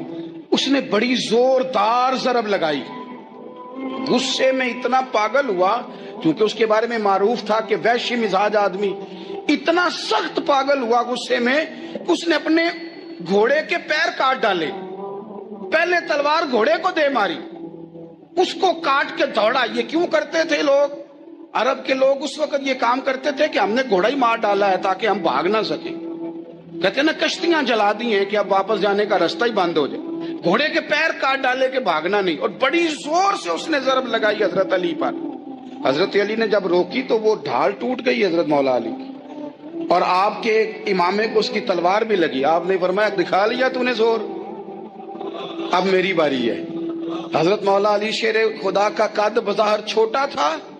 صحابہ کہتے ہیں ہم دور سے دیکھ رہے تھے, اللہ اکبر کہہ کے تھوڑا سا زمین سے وہ اٹھے, تھوڑا سا اٹھے, اور پھر دوبارہ نہیں انہیں تلوار چلانی پڑی. ایک ہی ضرب لگائی اور اس کے 2 ٹکڑے کر کے اسے زمین پہ پھینک دیے. تو عزیز دوست آپ یاد رکھیں گے اس بات کو کہ اپنی زندگی کے اندر مروب ہونا چھوڑ دیں. روب میں تاتاریوں نے مسلمانوں کو مروب کر لیا تھا, روب ڈال لیا تھا کہ ہم بہت بڑے لوگ ہیں. یہی آج ہمارے ساتھ بہت سارے لوگ کرتے ہیں, دلوں میں روب آ جاتا ہے, امیر رشتہ دار کا, فلانے کا فلانے کا, پھر وہ جو مرضی کرتا ہے. تاتاریوں کی ایک بی بی وہ کیا کرتی, وہ 9-10 مسلمان نوجوانوں کو سڑک پہ کھڑا کر جاتی, کہتی ادھر کھڑے ہونا, میرے آنے تک ہلنا نہ. جوان ہے لیکن روب ہے نا کہ یہ بڑے وحشی ہیں. اکیلی بی بی اندر جاتی, تلوار لے آتی, اور وہ کھڑے ہیں, وہ بھاگے بھی نہیں, اتنا ڈر گئے, ٹانگیں کانپ رہی, بھاگنے کی بھی ضرورت نہیں کر رہے. تسلی سے گئی ہے, تلوار لے کے آئی ہے, اور اس نے 9 جوان مسلمانوں کے گلے کاٹ دیے. اس روب سے نکلے باہر, نوجوانوں سے کہتا ہوں نکلو. اور جن لوگوں نے دنیا میں انقلاب برپا کیا وہ غریب گھروں کے تھے, وہ لوگ تھے کہ جو بظاہر کسی بڑے قبیلے سے نہیں تھے. آپ محنت کریں, تعلیم حاصل کریں, جدوجہد کریں, مشقت کریں, اپنی زندگی میں کچھ مقاصد کے حصول کے لیے آگے بڑھیں. اور اگر آپ کہیں کہ دائیں بائیں میرے فلاں آدمی مجھے یہ مشورہ دے رہا ہے, تو کچھ لوگ دنیا میں باتیں کرنے آئے ہیں, انہوں نے باتیں کرنی ہیں اور بڑا فائدہ ہوتا ہے, ان کو باتیں کر لینے دیں, ان کو کرتے رہنے دیں.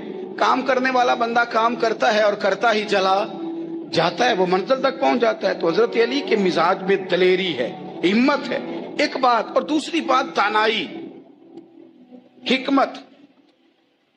کہ جو ہمارے فیصلے ہیں نا جذباتی, اور جناب آج فلانے نے یہ کہہ دیا تو میرا پروگرام یہ بن گیا, تو پھر کل کسی نے اور کچھ کہہ دیا تو میرا پلان اور بن گیا. میں سب سے زیادہ ان لوگوں کے حق میں پریشان ہوتا ہوں جو سویرے کچھ اور کہتے ہیں, دوپہر کو کچھ اور کہتے ہیں, شام کو کچھ اور کہتے ہیں. بھئی آپ کا کوئی نظریہ ہونا چاہیے, کوئی ویژن ہونا چاہیے زندگی میں, آپ کے اندر کوئی حکمت اور دانائی ہونی چاہیے. اس کے لیے کیا کرنے کی ضرورت ہوتی ہے؟ اس کے لیے ضرورت ہوتی ہے کہ آپ کا ذہن ایک طرف ہو. میرے اسا فرمایا کرتے تھے زندگی میں ایک کام کر لو پر صحیح کر کے کر لو. ہم نے تو سارے کام کرنے ہیں. آج کل ہر بندہ صحافی ہے, ہر بندہ تجزیہ نگار ہے, ہر بندہ سیاستدان ہے, ہر بندہ ہی مفتی ہے, ہر بندہ ہی جناب واعظ ہے, ہر بندے کے پاس ہی کچھ مسئلے. اس کا نقصان یہ ہے کہ کسی کے پاس بھی کچھ نہیں. وہ کسی درویش نے کہا تھا کہ جب سب لیڈر ہوں تو سمجھو کوئی لیڈر نہیں، کیونکہ سارے جو لیڈر ہو گئے۔ میرے عزیز، ایک طرف ذہن کو رکھیں اور اپنے اس کام میں کمال پیدا کریں۔ حضرت مولا علی شیر خدا کو اللہ نے حکمت دی تھی۔ نبی پاک صلی اللہ تعالی وسلم کے صحابی حضرت عبداللہ ابن مسعود رضی اللہ تعالیٰ عنہ فرماتے ہیں، امام ابو نعیم نے لکھا ہے کہ حضرت عبداللہ ابن مسعود فرماتے ہیں نبی پاک صلی اللہ علیہ وسلم نے فرمایا اگر حکمت کے 10 حصے کیے جائیں نا، دانائی کے 10 حصے کیے جائیں تو اس میں سے 9 حصے اللہ تعالیٰ نے حضرت علی کو عطا فرمائے اور ایک حصہ باقی لوگوں کو ملا ہے۔ دانا تھے، معاملہ فہم۔ کچھ بندے بڑے منافق قسم کے تھے تو حضرت علی اذان ہو گئی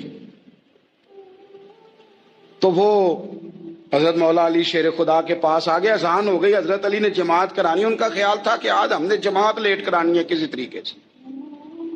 ہم چونکہ زیادہ باتیں، میں دوستوں سے کہتا ہوں بہت زیادہ خبریں نہ دیکھا کرو، بہت زیادہ بھی چیزیں نہ سنا کرو۔ آپ تو میرے بھائی موبائل کے اندر چلے جائیں گے، باہر کی دنیا تو اور ہے، تو تھوڑا باہر بھی نکلیں تصویروں سے، تھوڑا باہر بھی آئیں، دیگر معاملات بھی دیکھیں۔ ہمیں بڑے بڑے اچھے لوگ زندگی میں مل جائیں گے لیکن ہم ان کے قریب نہیں جاتے، ہم دیکھتے نہیں کہ اصل بات کیا ہے، سنی سنائی چیزوں پر زیادہ گمان کرتے ہیں۔ اب حضرت علی چونکہ بڑے دانا تھے، مسلح پہ بڑھ رہے ہیں، جماعت کھڑی کرنی، اللہ اکبر کہہ رہے ہیں، بندوں کا خیال تھا نماز لیٹ کرانی ہے، نے فٹافٹ حضرت علی سے کہا کہ حضور ذرا وہ جانور تو بتائیے گا کتنے ہیں جو انڈے دیتے ہیں، اور ذرا وہ بھی بتائیے گا جو بچے دیتے ہیں۔ یہ اب کتنے کو بندہ جانور گنے، آہستہ آہستہ بندہ شمار کرے، ہو بکری جو ہے وہ بچہ دیتی ہے، مرغی انڈا دیتی ہے، اور گائے جو ہے وہ بچہ دیتی ہے، اور بطخ جو ہے وہ انڈا دیتی ہے، بندہ تو یہ گننے لگ جائے۔ تو حضرت علی شیر خدا یہاں ہاتھ ہیں، فرمانے لگے گھر جا کے گن لینا، موٹی سی بات بتاتا ہوں، جن جانوروں کے کان باہر ہوتے ہیں وہ بچے دیتے ہیں، جن کے اندر ہوتے ہیں وہ انڈے دیتے ہیں۔ اللہ اکبر، نماز کی نیت باندھ لی، تم گننا گھر جا کے۔ موٹی سی بات بتا دیتا ہوں، وہ صاحب کہتے ہیں میں حضرت علی رضی اللہ تعالیٰ عنہ کو الجھانے آیا تھا، میں خود بڑا الجھ گیا۔ یہ کیا ماجرا ہے، کیا معمہ ہے کہ 2 فکروں میں انہوں نے بات کو سمیٹا اور کمال کر دی۔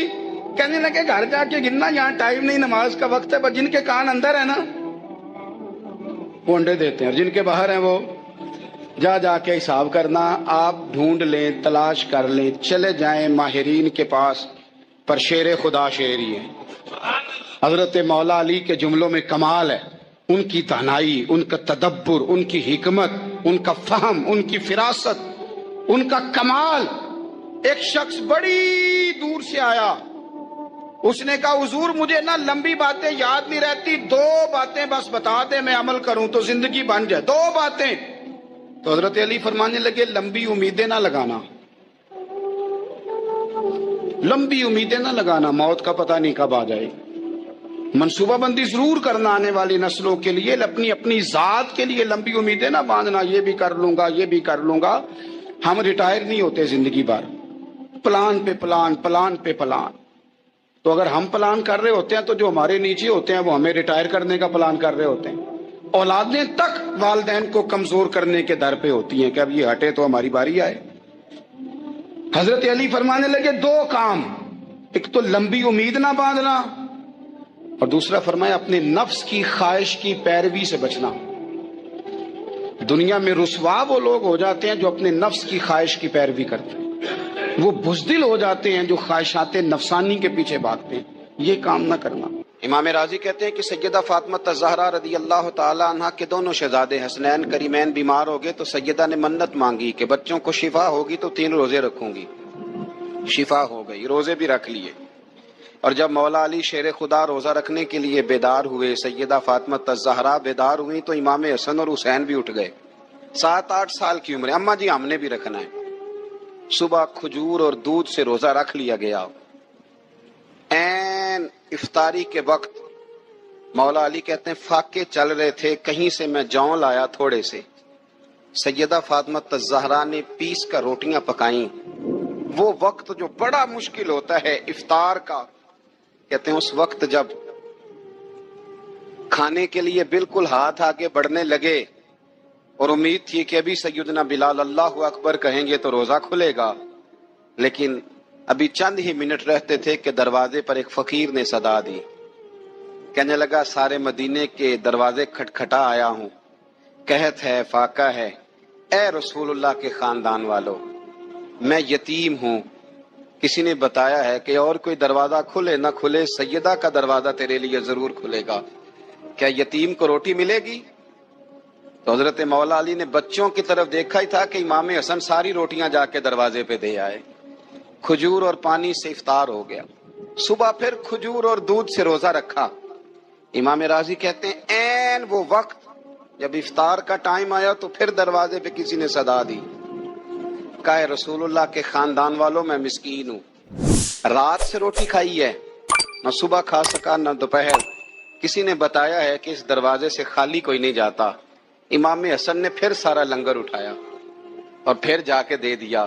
تیسرا دن پھر ہوا، مجھے لگتا ہے جب افطار کا ٹائم آیا ہوگا نا تو یہ خود ہی سارے دروازے پہ دیکھتے ہوں گے، یہ کوئی آیا نہیں لینے والا ابھی تک، لگتا ہے کہ نظریں دروازے پہ تھیں۔ عین افطار کے وقت 3 روٹیاں جب جاؤں کی پک کے آئی تو ایک بھکاری نے صدا دی، کہنے لگا میں قیدی ہوں، آج ہی قید سے رہائی ملی ہے، پہلے دن کسی کے دروازے پہ صدا ملی ہے، دی ہے روٹی ملے گی۔ امام حسن وہ کھانا دے کے واپس لوٹے، کھجور اور پانی سے افطار ہوا، اور جیسے ہی مسجد نبوی میں تینوں باپ بیٹا نماز پڑھنے گئے تو مولا علی کہتے مجھے بتانا نہیں پڑا، رسول کریم نے میری طرف دیکھ کے فرمایا علی تیرا، فاطمہ کا، حسن اور حسین کا 3 دن والا عمل خدا کو بھی بڑا پسند آیا ہے اور محمد مصطفیٰ کو بھی بڑا پسند آیا ہے، بڑا پسندیدہ عمل۔ میں کہتا ہوں کہ حضرت فاطمہ نے نا ان کی تربیت پہلے ہی کر دی تھی، 3 دن بغیر افطار کے روزہ رکھنے کی، وہ ٹریننگ گھر سے ہو چکی تھی۔ اب میدان کربلا میں 3 دن بھوکا پیاسا رہنا ان کے لیے مشکل نہیں تھا۔ حضرت جناب سیدہ زینب بنت ابی رافع کہتی ہیں کہ سیدہ فاطمہ الزہرا نا ایک دن اپنے دونوں شہزادوں کو لے کے، جب حضور کی طبیعت مبارک بظاہر علیل تھی جس میں حضور کا وصال ہوا، دونوں شہزادے لے کے سیدہ فاطمہ نبی کریم کی بارگاہ میں گئی، کہنے لگی یا رسول اللہ میرے بچوں کو کچھ دیجئے سیدہ پاک، تو حضور اٹھ کے بیٹھ گئے، اس کندھے سے امام حسن کو لگایا اور اس سے امام حسین کو لگایا اور فرمایا فاطمہ یہ جو میرا حسن ہے نا اس کو میں اپنی ہیبت اور سرداری دیتا ہوں۔